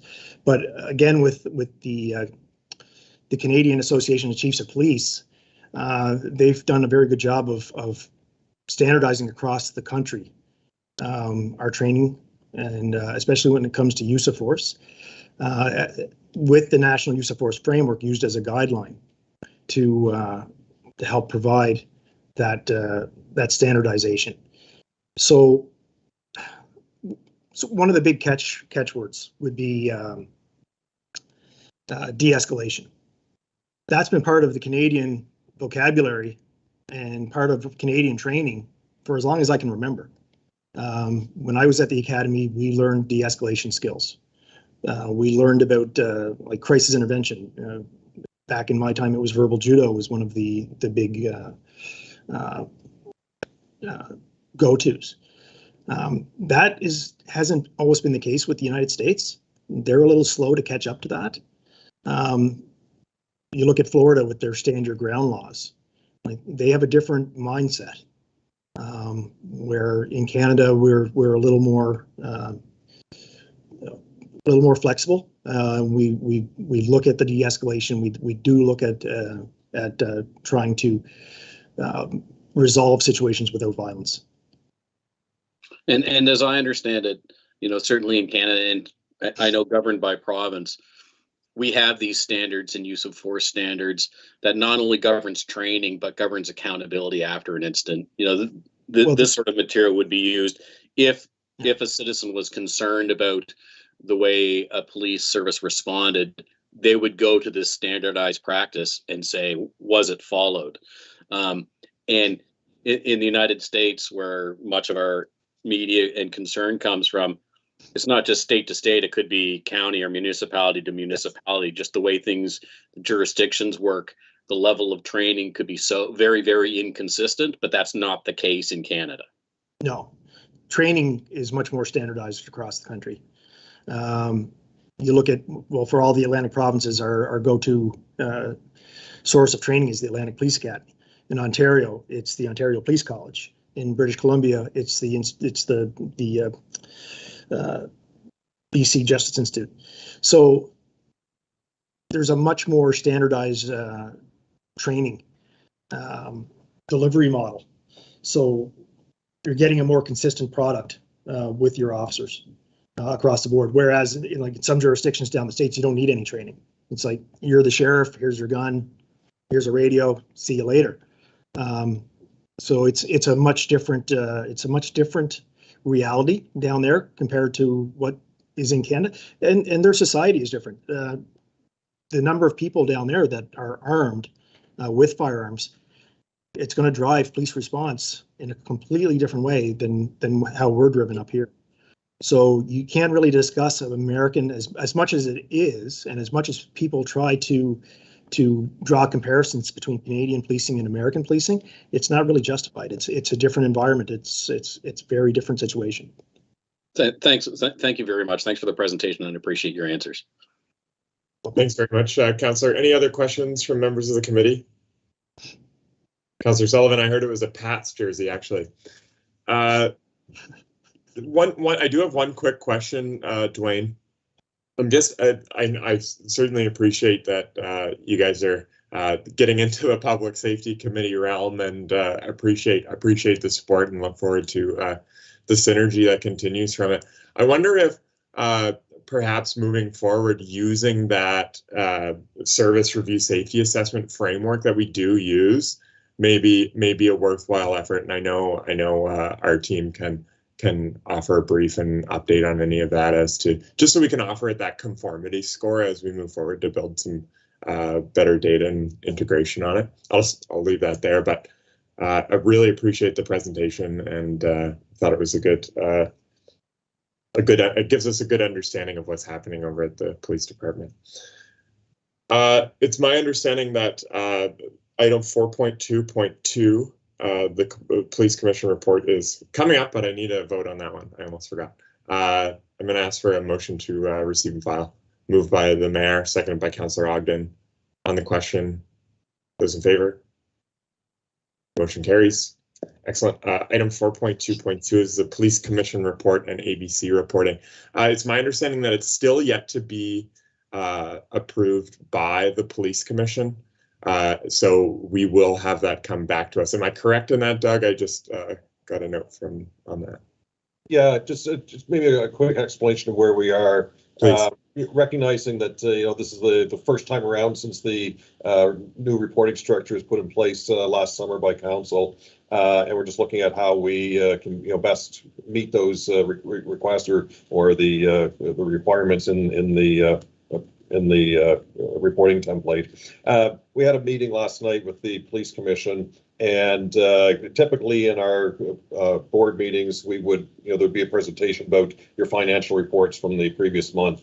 And just to have you aware, it was February the 1st, and the financial reports for December weren't quite ready yet. So I know that between the police force and the city's finance department, they're all working hard on that. But the time frame was just too tight, and wasn't able to get it out in time. So that's going to probably delay the financial piece for a month until we see them again.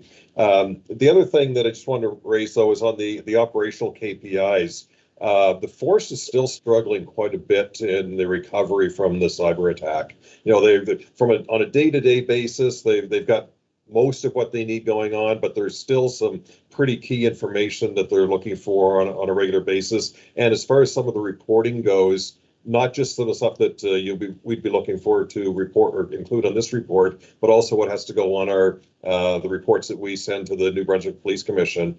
We're really behind the 8 ball on that one too. And we had a report from our IT specialists that were saying it's still going to be another couple months before they can gather all that or put that together. So the data is there. What's the stumbling block is more the reporting tool that they need to get that working, and it's a significant upgrade from where we were pre-cyber attack. So there's more training that has to go involved in that. So we were advised that that's going to be a couple months out yet. So apologize, it's going to be later than you originally hoped for, but that's kind of why it is. I did have one question that I'll circle, maybe I'll just raise it here though, but there's three components to the performance indicators. One was like there's growth, financial, and operational. And the growth piece, we kind of struggled with that as a group, saying like, what is it about police activities that would support growth? And one of the things we were looking at was real estate agents, so they'll often advertise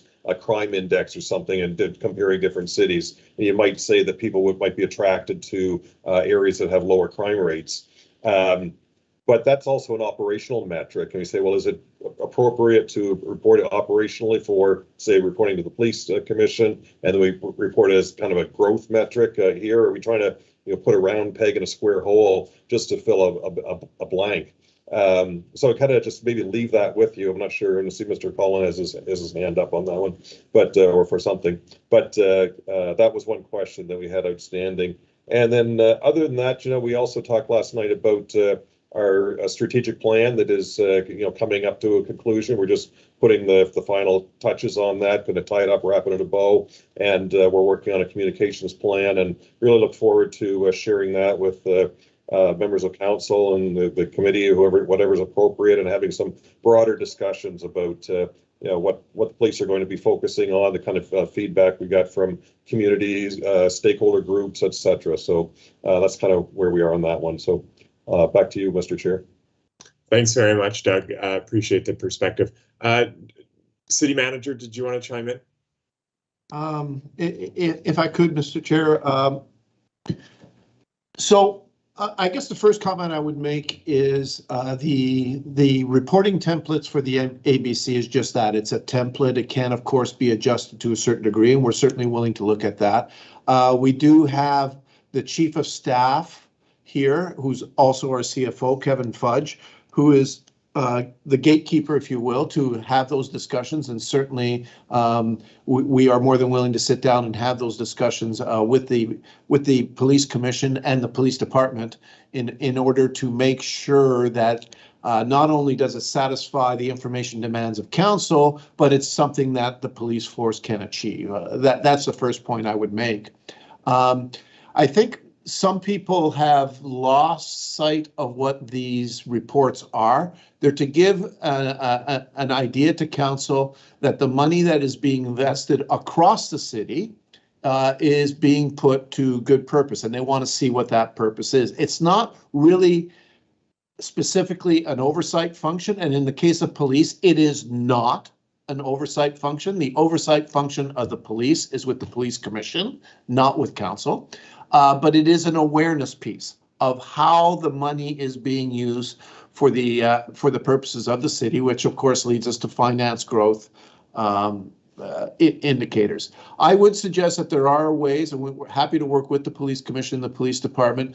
I personally believe that the police force actually absolutely contributes to growth in our community by providing that safe environment that they do each and every day, and aspects of their community policing and what they do throughout, including some of their volunteer efforts or no-cost efforts, I think can be recognized through this ABC reporting. So I certainly believe that there's value in it. I mean, the reality is our police force receives $25 million a year of taxpayer money, and for council to have that awareness is important, and we can work very closely with the police commission and the police department to develop something that will work for both of us.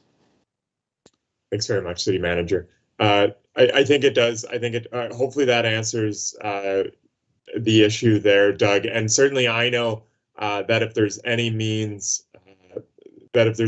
to support better reporting or improve reporting from the commission, that we're all ears. I know we've run into, and what really prompted this, running into issues with that reporting structure before was a challenge. So if there's a way we can support that, because and certainly capitalize on the good work that you are doing, and make sure that members of council and the public know as well. So we're certainly flexible in making sure that we support that, understanding that the significance of the police commission as one of our ABCs, certainly our biggest.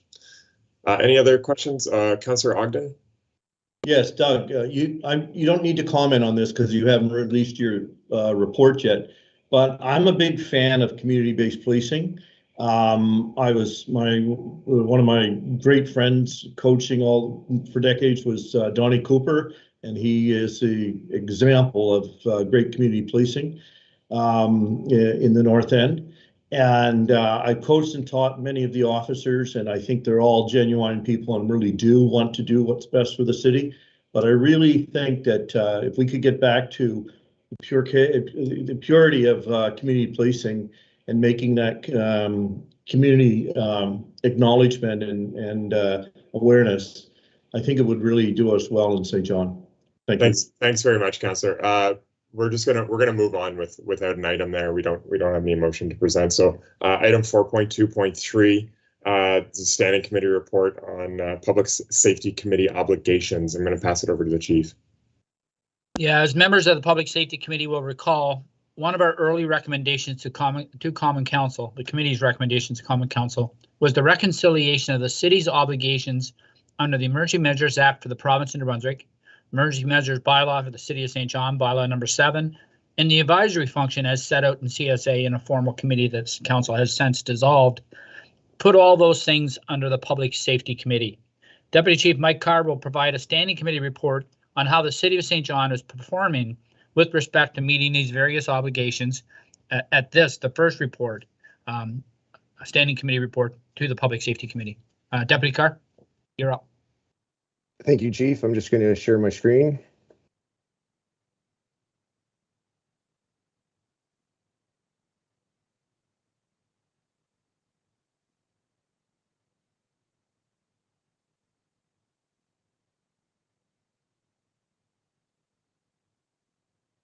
Hopefully everybody can see that preliminary slide. Thank you very much. So hello, Chairperson Hickey and members of the Public Safety Committee. I'm here to provide a standing committee report on Public Safety Committee obligations. During this report, we will discuss Public Safety Committee obligations, standing committee report structure, consisting of municipal emergency response plan and supplementary plans, after action reviews, training initiatives, and upcoming exercises.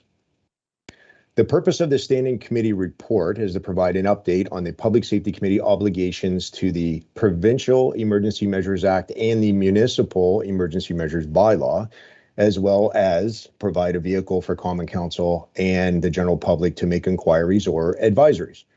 Furthermore, the report will outline a Standing Committee report format, as many aspects of the legislation will remain in place and no longer require restating.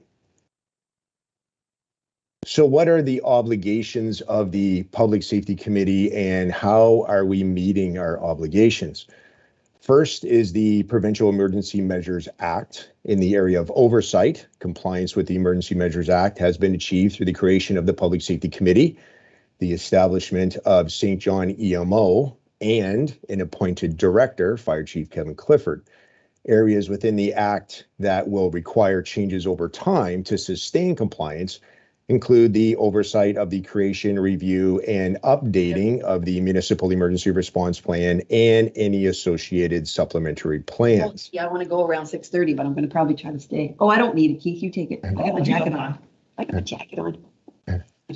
Second is the Municipal Emergency Measures Bylaw.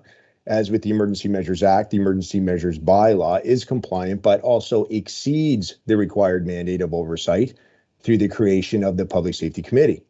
Concerning staffing, St. John EMO not only has 3 persons dedicated to its mandated function, but also has representation from every city department. The Public Safety Committee advises Common Council on the development of emergency measures plans through the Standing Committee report. All other compliance measures of the Emergency Measures Bylaw will remain the same. And last, the last obligation is providing a vehicle for Common Council and general public to make inquiries. The Public Safety Committee is subject to the procedural bylaw of Common Council, providing the appropriate governance to ensure that all aspects of St. John EMO Advisory Committee as defined in 2011 terms of reference are covered.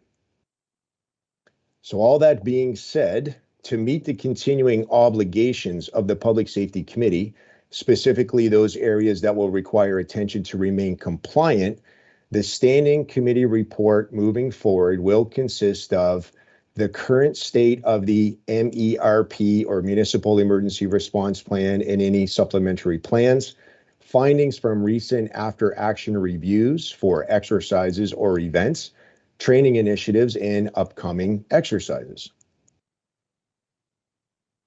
Beginning the Standing Committee report will be our current state of the Municipal Emergency Response Plan. The most significant compliance measure to the outlined obligations was the adoption of the MERP, which was presented to Public Safety Committee on August 4th, 2021. This plan is an all hazards plan and requires annual updates to ensure the plan remains relevant. Moreover, as experience is gained through actual events and the findings from the after-action reviews, specific details will be captured in specific supplementary plans. These tailored plans are used to augment the MERP. The goal for 2022 is to begin presenting any MERP revisions to the Public Safety Committee fittingly during Emergency Preparedness Week in May. With respect to supplementary plans, the service review safety assessments will outline plans that augment the MERP. They will be assessed through the Plan, Do, Check, Act continual improvement model and further graded for performance utilizing the conformity assessment tool. Members of the St. John EMO and staff support team will conduct the service review safety analysis and present them to the Public Safety Committee. To date, the following plans for various service areas have been presented. The transportation plan, specifically speed limits and traffic calming, public gatherings plan, pandemic response plan, winter management plan, as well as what was presented this evening. Moving to after-action reviews, as St. John EMO or individual departments respond to an emergency event, there are after-action reviews conducted to promote continuous improvement. After-action reviews are also conducted after exercises, all with the goal of enhancing current plans. Examples are providing a trunk mobile radio to the Public Works to facilitate communications with emergency services during significant weather events, which we are currently doing to assist with the latest winter storm. We are also promoting our mass communication capabilities through the newly adopted City of St. John website, a finding from Exercise Synergy Challenge in 2021. And we are leveraging our Adams Simulation Theater to practice the challenges of decision-making in stressful environments. Next is training initiatives. Training remains a focus of St. John EMO to enhance skills and build depth in response. Training the St. John EMO team to respond using the Municipal Emergency Response Plan, more specifically the use of the Incident Command System, is ongoing. Also, there is regular training conducted by various departments. The following are examples of training within the last 6 months. We've had 2 deliveries of in-person ICS 200 delivered this fall for the first time since the pandemic to representatives from varying city departments. Also, the St. John Fire Department has rolled out an ICS 100 level online delivery to all members. Also, the Director, External Relations and Strategic Communications, Lisa Casey, and the communications team implemented media training. And currently, our CIO, Stephanie Rackley-Roach, and the IT team have implemented cyber awareness training that will enhance the city's resilience to cyber attacks. All training initiatives within the corporation bolster the preparations of the larger St. John EMO team. And furthermore, ongoing tactical level training within the city departments aids in our emergency response. And lastly, we're talked about upcoming exercises. And understanding the work plan for exercises demonstrates the commitment of our St. John EMO team. They include discussion-based exercises, simulations, functional exercises, and full-scale exercises. This year is projected to be busy with 2 full-scale exercises that require multiple planning engagements and dedication of city resources. They are rich in their lessons learned and facilitate continuous improvement. When addressing the obligations of the Public Safety Committee, exercises are invaluable in their ability to enhance existing plans. In 2021, we participated in Exercise Synergy Challenge, which was the PLNGS nuclear exercise, and we also worked with Irving Pulp and Paper in a discussion-based exercise for their E2 compliance. Upcoming exercises this year include Spring Freshet Response exercise, full-scale exercises with Irving Oil tentatively this spring, and full-scale exercise with Emera Pipeline this fall. Looking into the future, and as was already mentioned this evening by Chairperson Hickey, the release of the Working Together for Vibrant and Sustainable Communities white paper from the province mandates public safety committees within the regional service commissions. This will put the city's public safety committee in alignment before their implementation. It would not be abstract to think that the city's public safety committee model may be used as a template for the formation of the regional public safety committee structure. That concludes the Public Safety Committee standing report on obligations. I will hand it back to Chairperson Hickey for any questions. Thank you. Thank you very much, Deputy Chief Carr. Excellent presentation. Any questions from members of the committee? Not seeing any. I'll ask for a motion to support staff's recommendation. Moved by the mayor, seconded by Councillor Ogden. On the question, those in favor? Motion carries. Excellent. Thanks very much, Deputy Chief Carr. On to our next item, 4.2.4, introduction of Municipal Services Safety Dashboard. Very exciting one, and I'll pass it over to the chief. Absolutely, and I do, before we move to that, the dashboard, I do want to say how fortunate we are to put everything with respect to EMO, emergency management, under the Public Safety Committee. And again, the Deputy Carr's presentation tonight kind of took us through some of the history. The fact that we're able to manage it all through Public Safety Committee is a big step, and it makes our world a whole lot less complicated. So thanks so much. Thanks for the presentation, Deputy. As the lead member of the Public Safety Committee, I need to express again my enthusiasm for the opportunity that the Public Safety Committee brings to our community. I am pleased with the holistic perspective, and in particular, receiving inquiries and input from members of our community, committee, and council on safety questions across our whole community. One of the early questions, as posed by Councillor Sullivan, was, can we look to establish a municipal services safety dashboard? This is very much a work in progress. However, I'm pleased to ask our most recent promoted Fire Service Manager, Leah Robichaud, to provide a presentation on the introduction of a municipal services safety dashboard. Leah, you're up. Thank you, Chief, and good evening. I'll just bring my screen up here.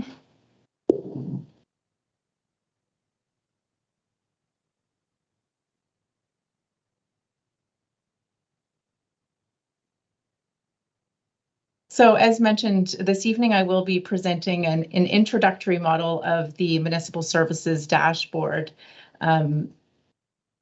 introducing some key data and information that may be included in a future dashboard. A public safety dashboard was an early request of the Public Safety Committee, and the opportunity to provide these key metrics related to public safety to the committee and the community is certainly timely. Service areas included in this first edition are fire, transportation and public works, as well as police, with future consideration to include data from our growth and community development services, the St. John EMO, corporate services specifically related to the options that we'll have available through our new CRM software, and St. John Transit.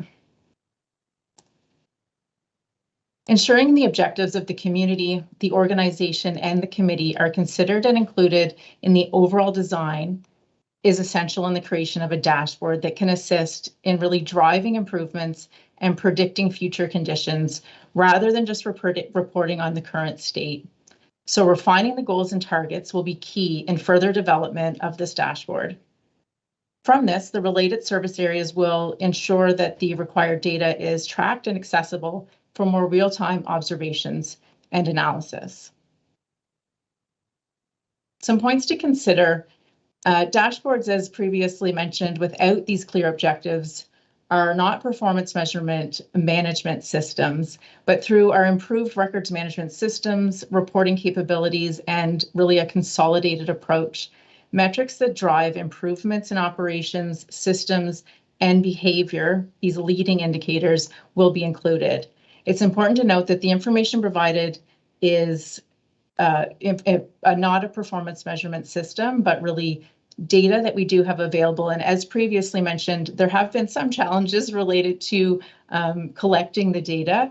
So we definitely see that there will be some future iterations of the dashboard and the data that we'll be able to provide in the future. So our first service area that I'll be presenting is related to the St. John Fire Department.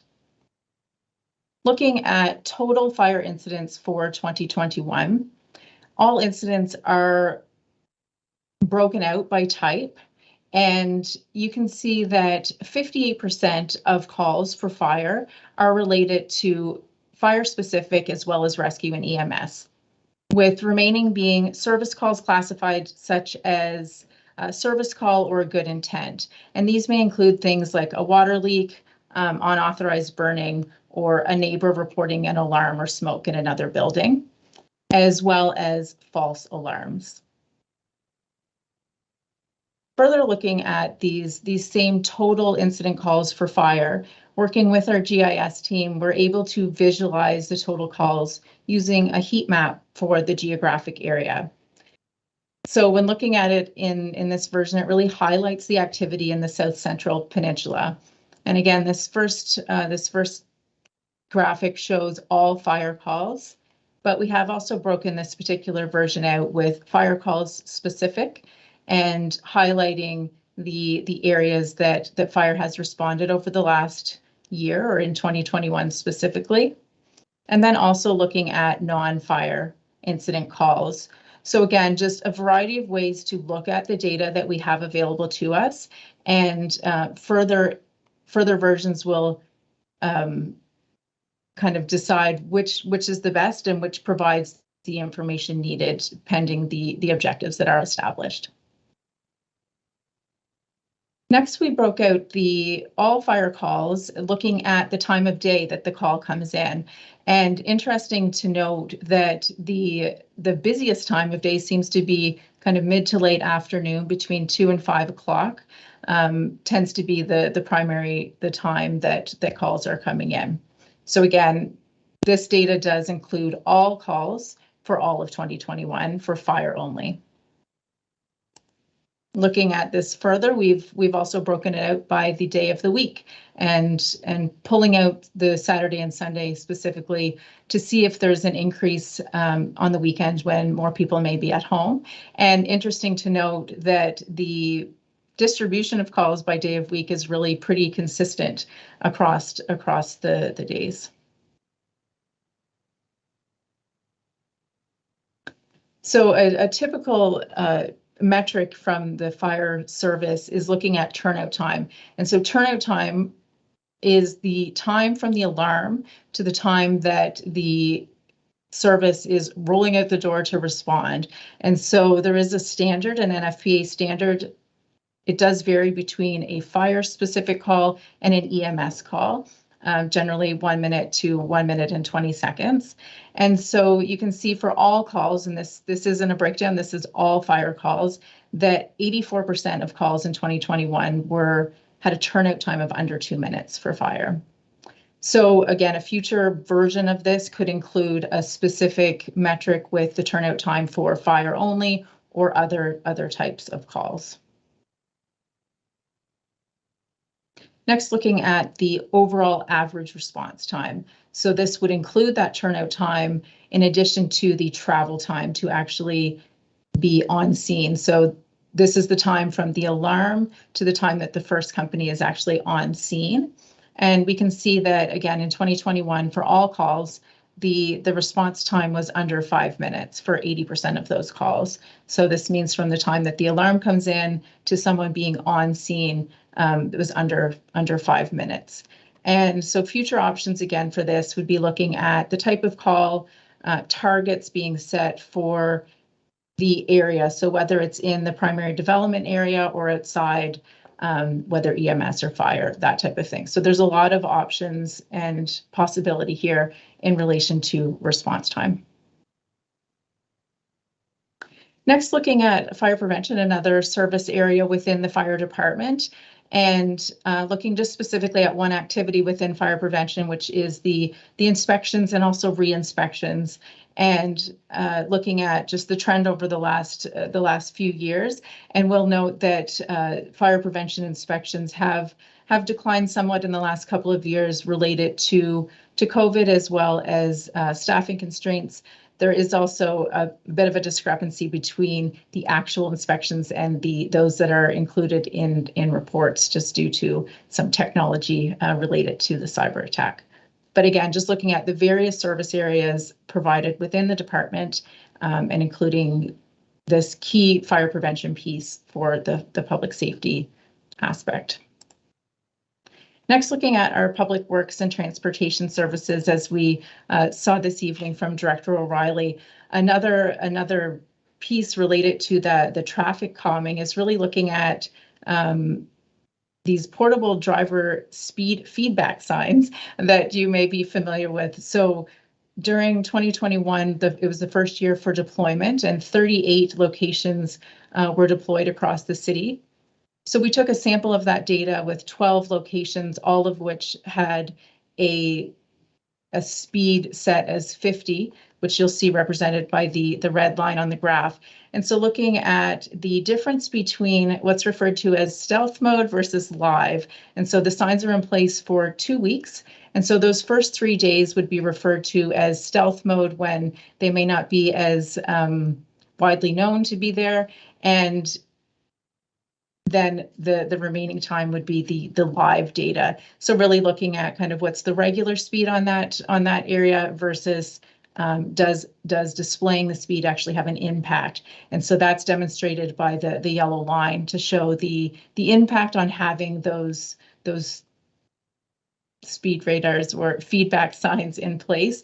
And so some of the information that they've gathered is that 8 of the 12 locations actually showed average speeds that were already below the threshold for a warranted traffic calming plan.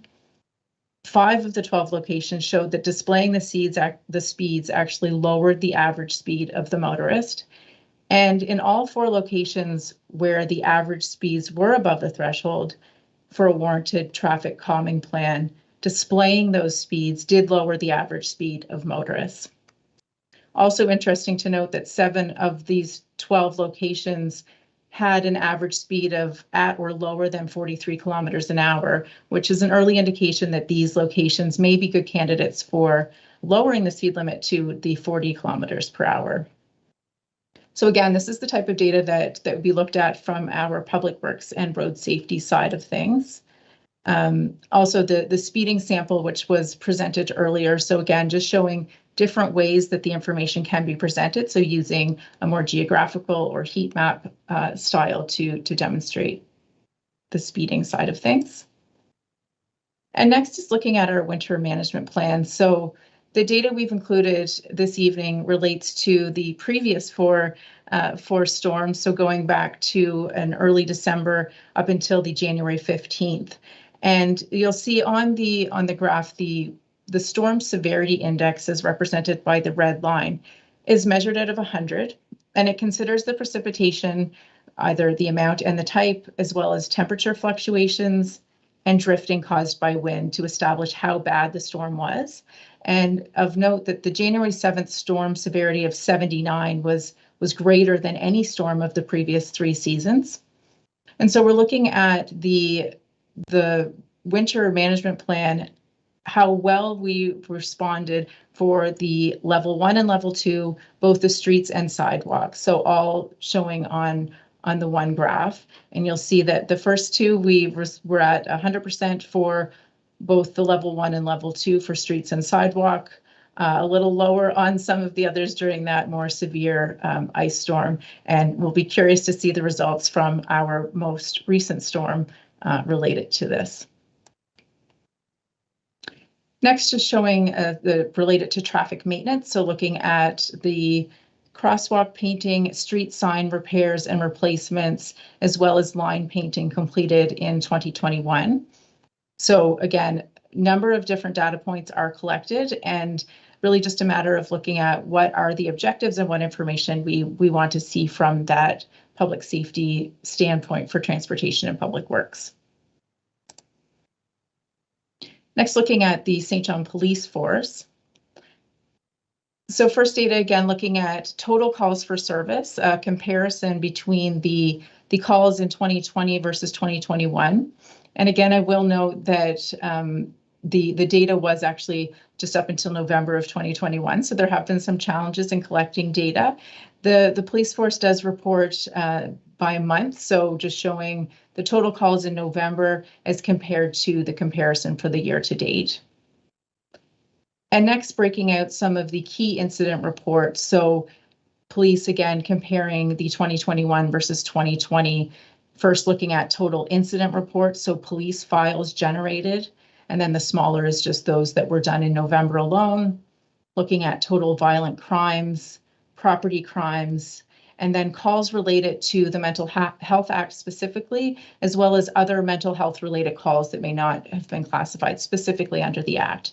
But again, just some options in terms of data that can be included and provided. So last, just looking at next steps, we'll certainly be looking for further input from the committee members and senior leadership team for inputs on the targets and objectives that need to be included when really developing our dashboard, and establish the objectives and the measurement to be included for the dashboard.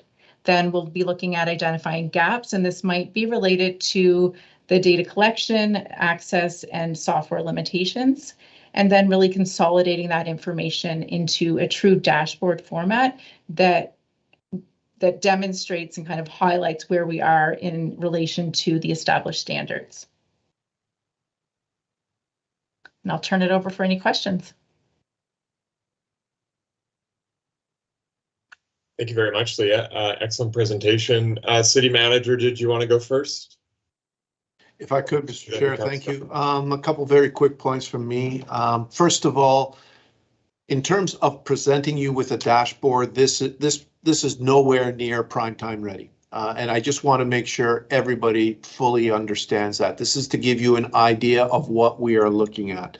There's a couple very real risks with dashboards. First of all, looking at data in isolation just at a moment in time is interesting, provides some general awareness, but so what? You really do need to have fully developed targets or objectives associated with those data collection points. And that is work to be done. So for example, one of the very first slides that Leah Robichaud showed you were the number of fire calls. And I believe the number of fire incidents was 300 and something. Well, what does that mean if there's no targets or objectives tied to it? But the second point that's equally important is a dashboard is only useful after you have populated it month over month for a period of time so that you can identify trends. And again, I'll use the exact same example. 300 and some odd fire calls in any given year is interesting enough, but what is it the next year? And have you managed to reduce those fire calls through fire prevention or whatever else? So I just wanted to caution this committee that this is very much work in progress, and again, not prime time ready. There's still quite a bit that would need to be done before we would have a dashboard that would be useful to this committee and from which we can draw conclusions. And then my second point is this dashboard is a whole bunch of individual performance indicators, individual measures. We also have to take this and roll it into our corporate-wide performance management system that we are developing and see which measures apply there and the conclusions that we can draw on resourcing because of the roll into the performance management system. So again, I guess I'll conclude the way I started, not prime time ready, but we did want to make the Public Safety Committee aware that we have not lost sight of your request to have this in due course. Thank you. Thank you, City Manager. I think to your point, it certainly speaks to the opportunity I think that's in store with these metrics, and want to thank you, certainly the team at the fire and the chief, and as well as Leah for the diligent work that's gone behind this. I know there was a lot of work put into to get to this point. So looking forward to what's in store. Councillor Ogden, to you. Yes. 2 points that Leah made, and one of comments was the majority of the people I meet want lower speed limits. They do have a fear of speeding vehicles, and I think that makes our community more appealing when people feel much safer. Secondly, I noticed when we're talking about each storm, and we're going into our 4th one, and I think the public has to be realized, I think that with each storm it gets harder to manage, because where do we put the snow? And for environmental reasons, we can't dump them into the bay or the rivers anymore. But last night I watched the 4 stations from Boston. Councillor, sorry to interrupt. We are going to get an update on specific to winter management next from Tim O'Reilly. So if you want to save your comments, then Tim could comment on them probably more appropriately. Well, I just have 1 second to finish it. Sure. Yeah. Is that I was watching the 4 stations, and people were talking about the snowstorm and everything, much the same here. And the older parts of Boston are just like the older parts of St. John, same carpenters, same contractors.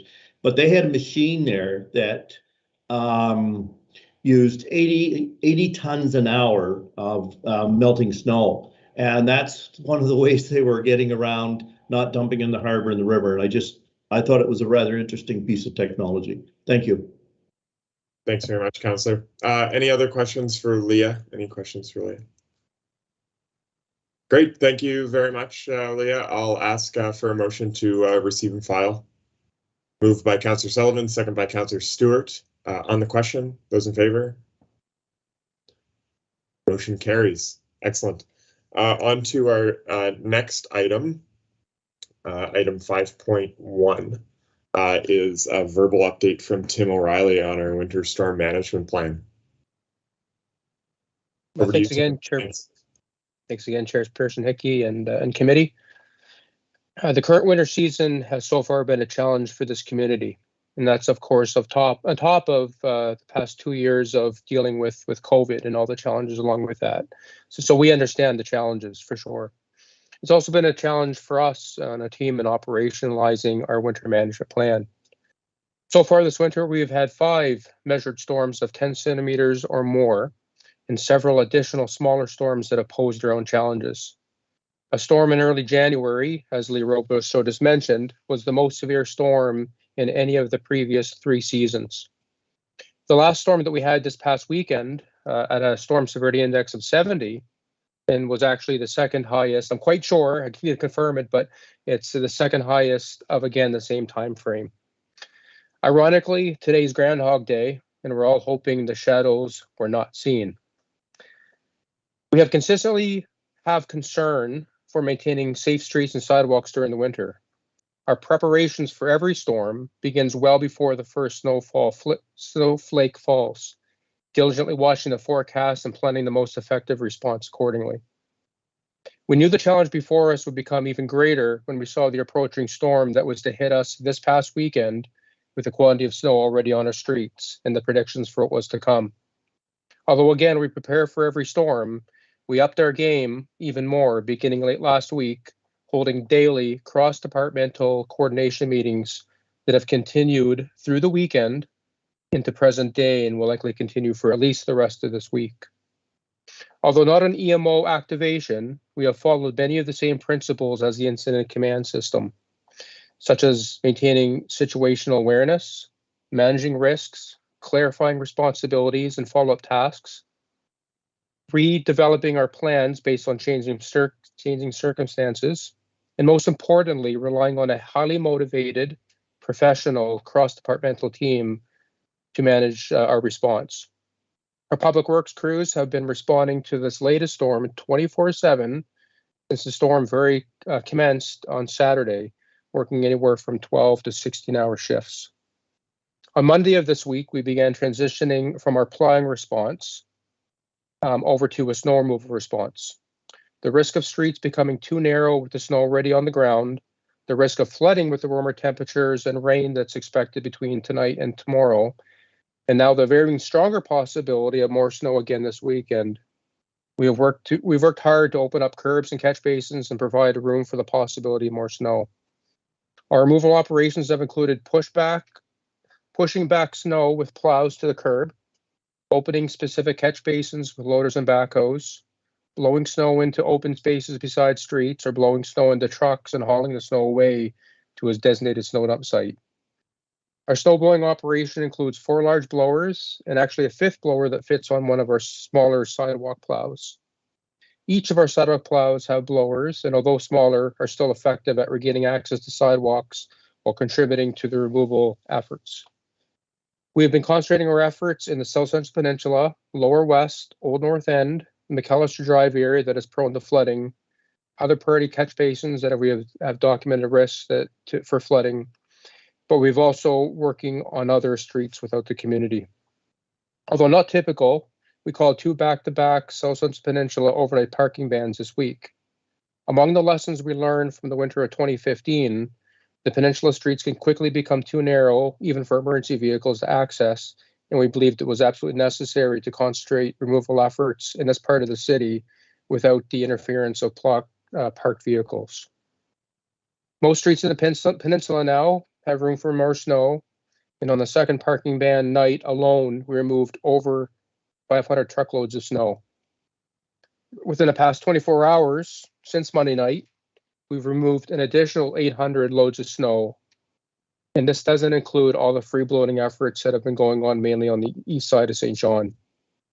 I want to go back to the team effort for a second in terms of our response. And I just want to name the departments that have been involved in this continued response, just to give the committee some perspective. So obviously our public works team have been heavily involved, but our communications department, our integrated customer service center, fleet services, our parking division, procurement, and our emergency management operation, who again, although it's not an activation of EMO, Deputy Chief Carr and Chief Clifford have absolutely been there to help guide us through the last week and even before that.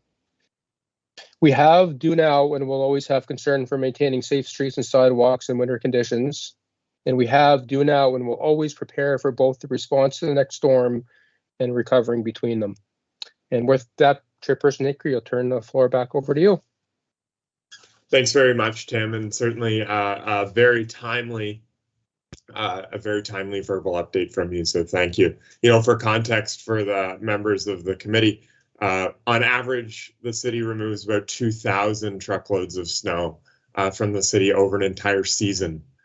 We've done 1,300 in the last 2 days. So huge commended effort to, and I know I've called our customer service line many times in the last few days responding to residents' requests. So, and I appreciate their effort as well.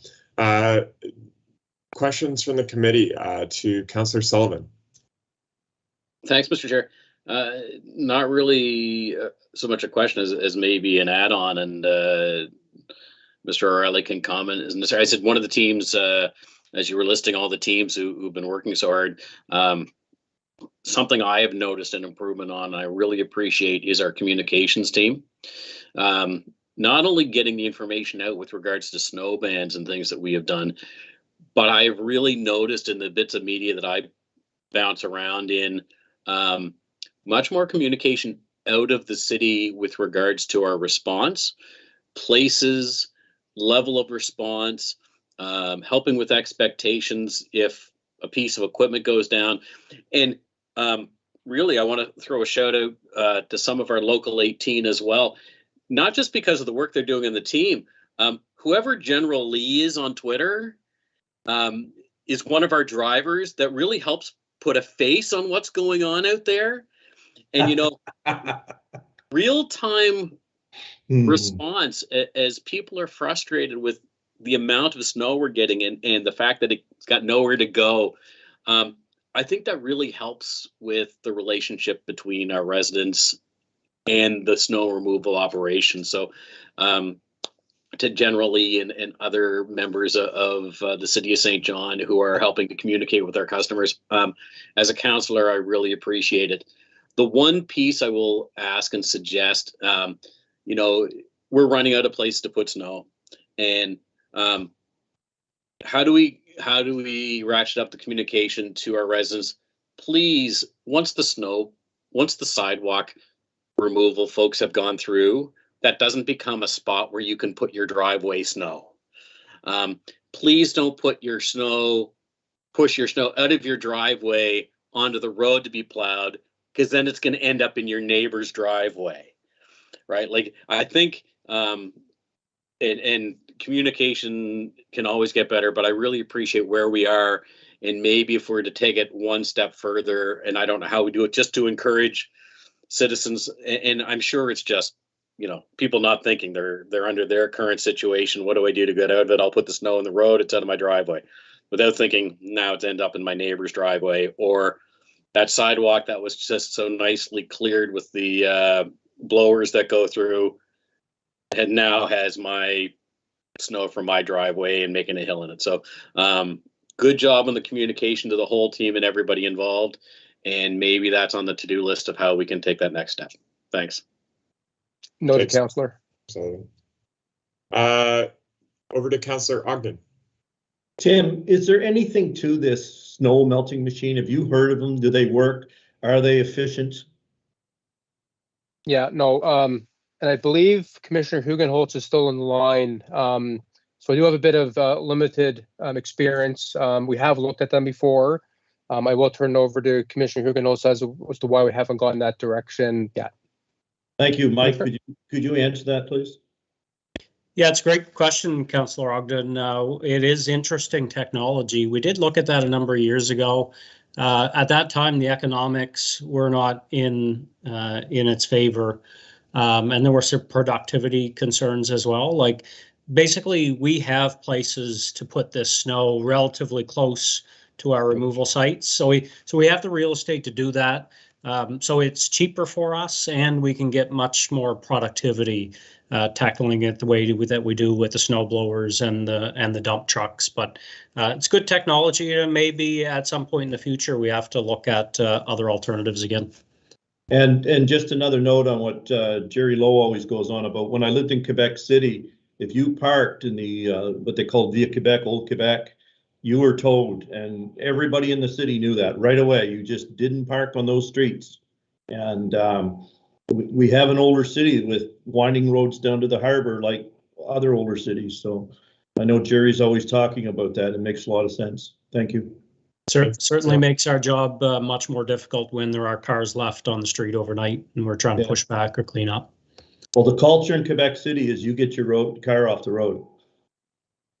Thanks very much, Councillor, and certainly to you as well, Commissioner Hugenholtz. Thanks for your efforts. I know I've seen many people tagging you on Facebook, and always appreciate your prompt response. So that's pretty good. When our senior leadership team is that accessible to the public, I think that's pretty impressive. Over to you, City Manager.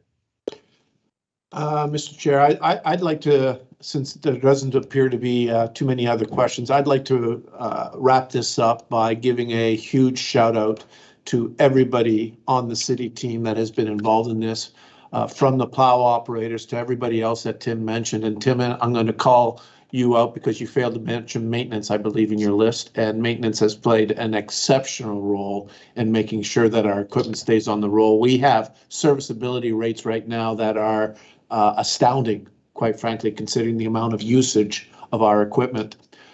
So everybody on the team, I believe, has put in an incredible effort, and I would like to recognize the leadership of the entire Public Works organization, starting right from the Commissioner, Tim O'Reilly, and the rest of the managers in the organization for dealing with the challenges that we have faced. I also would like to throw a caution out there, really to this committee, but also by extension to the community. We are, in the end, a relatively small city team dealing with a very large geography. And the reality is the amount of equipment we have is limited. The number of people we have is limited. And we're dealing with a winter season that only lasts a couple of months. So there's a cost balancing act that goes on here. And with the number of people that we do have involved and the amount of equipment that is made available to us, again, I think the outcomes have been exceptional. We will report out on all of the service levels as we move forward, and certainly at the end of the year, so that council has an idea of what we did and did not manage to achieve this year. And as we have always done, we will, after every major storm, there's an after-action review, and at the end of the season, there will be an after-action review where we will capture lessons learned and make adjustments once again. So it's been a challenging year, and again, just a huge shout out to everybody who has been involved in it, because I cannot imagine how our response could have been much better. The reality is we're in a coastal city with incredibly challenging weather, and that's not going away anytime soon. So the response, in my opinion, has been superb. Thank you. I would have to agree. Thank you very much, City Manager. Interesting to note, 7 years ago today, we declared a state of emergency in regards to the amount of snow we had back in 2015. So let's hope Saturday morning isn't a similar result. Tim, I do just have one quick question for you. I'm a walker in the city. I recognize that, obviously servicing sidewalks is so much different than servicing streets, right? I mean, part of a huge contributor to getting streets clear are the 10,000 cars that pedestrians just don't have the same impact in naturally getting rid of that snow. I wonder, specific to that and beyond, how as you guys move through these, move through the storms and move through the season, how do you make adjustments and change things? Like I know one I called customer service a few times because I had residents' complaints specific to Coburg Street and Peters Street, like up to St. Joseph's Hospital. And certainly the customer service team was, yeah, we're on it, make sure we got it cleared and addressed it. How do you make those changes throughout? Well, I'll leave it to you to answer it. Sure. Well, I'll give you an example. So I've been diligently watching this meeting, but I've probably taken about 3 or 4 calls and a couple of emails changing plans just during this meeting. As it specific to sidewalks, I just talked to our duty manager. We're deciding to keep our sidewalk plowing operators a bit later tonight because of the new forecast overnight in terms of rain. So I guess what I can say is, and I had it in my list of what we're doing, it's a constantly changing plan, and we're constantly adjusting to what's coming in terms of the forecast. And absolutely some of that feedback we're getting from the public, we're using that as well. So yes, we're just adjusting all the time to the plan, including how we manage the sidewalks. And again, part of our plan to remove snow is just to prevent having to push more snow onto sidewalks. So all that removal is going to add up to that as well. Great, thanks very much, Tim, and certainly echo the city manager's comments in the impact that you guys have had. And it's great to see the city coming together and with some camaraderie to get rid of the snow and see neighbors supporting each other and things like that. So make sure you continue to do that, St. John. City manager. Yeah, sorry, I failed to mention one important point. We need to recognize that the city of St. John is not optimized for snow removal. It's not. And the point I will give you is overnight parking. On most nights, unless we declare a parking ban, overnight parking is still permitted on most of our streets, albeit on alternate sides. Countless cities in Canada that experience major weather events, major snow, have parking bans every night of the week on their streets in order to optimize the snow removal. Now, this is a decision of council, which fully supported by staff, because we have other unique challenges in terms of growth and development and certain opportunities, and people need access to their cars, etc. But it's a very good example of the trade-offs that must be made between snow removal and other priorities that this city has. And that balance is always subject for discussion. But there is no doubt that our snow removal efforts are impeded because of the parking bylaws and policies that we have within the city of St. John. I'm not saying they're wrong. I'm saying it's the reality. Thank you. Yeah, exactly right. Thanks very much, City Manager. good luck if anyone ever had to live in Edmonton or Calgary or one of those. They take a very different approach to winter management. Councillor Ogden for a quick last round. In Quebec City, everywhere you go, they have underground parking, and it's almost a demand through planning to build. If you're going to build a building, you have to have underground parking, and it really limits. It really helps solve a lot of these problems. Thanks very much, Councillor. With that, I'll ask for a receive and file on Tim's excellent verbal update. Councillor Sullivan, seconded by Councillor Stewart, on the question. And all those in favor? Excellent, motion carries. I do have one additional, the last item, just separated from, or just brought forward from closed regarding our vaccine or test policy. We'll just list it as item 5.1.2, and I'm just looking for someone to move and second. Here's the wording of the motion. Resolved that the city maintain for all existing city employees its COVID vaccine or test policy, the policy statement for which was approved by Common Council on September 7th, subject to the proposed amendment stipulated at paragraph 2 below.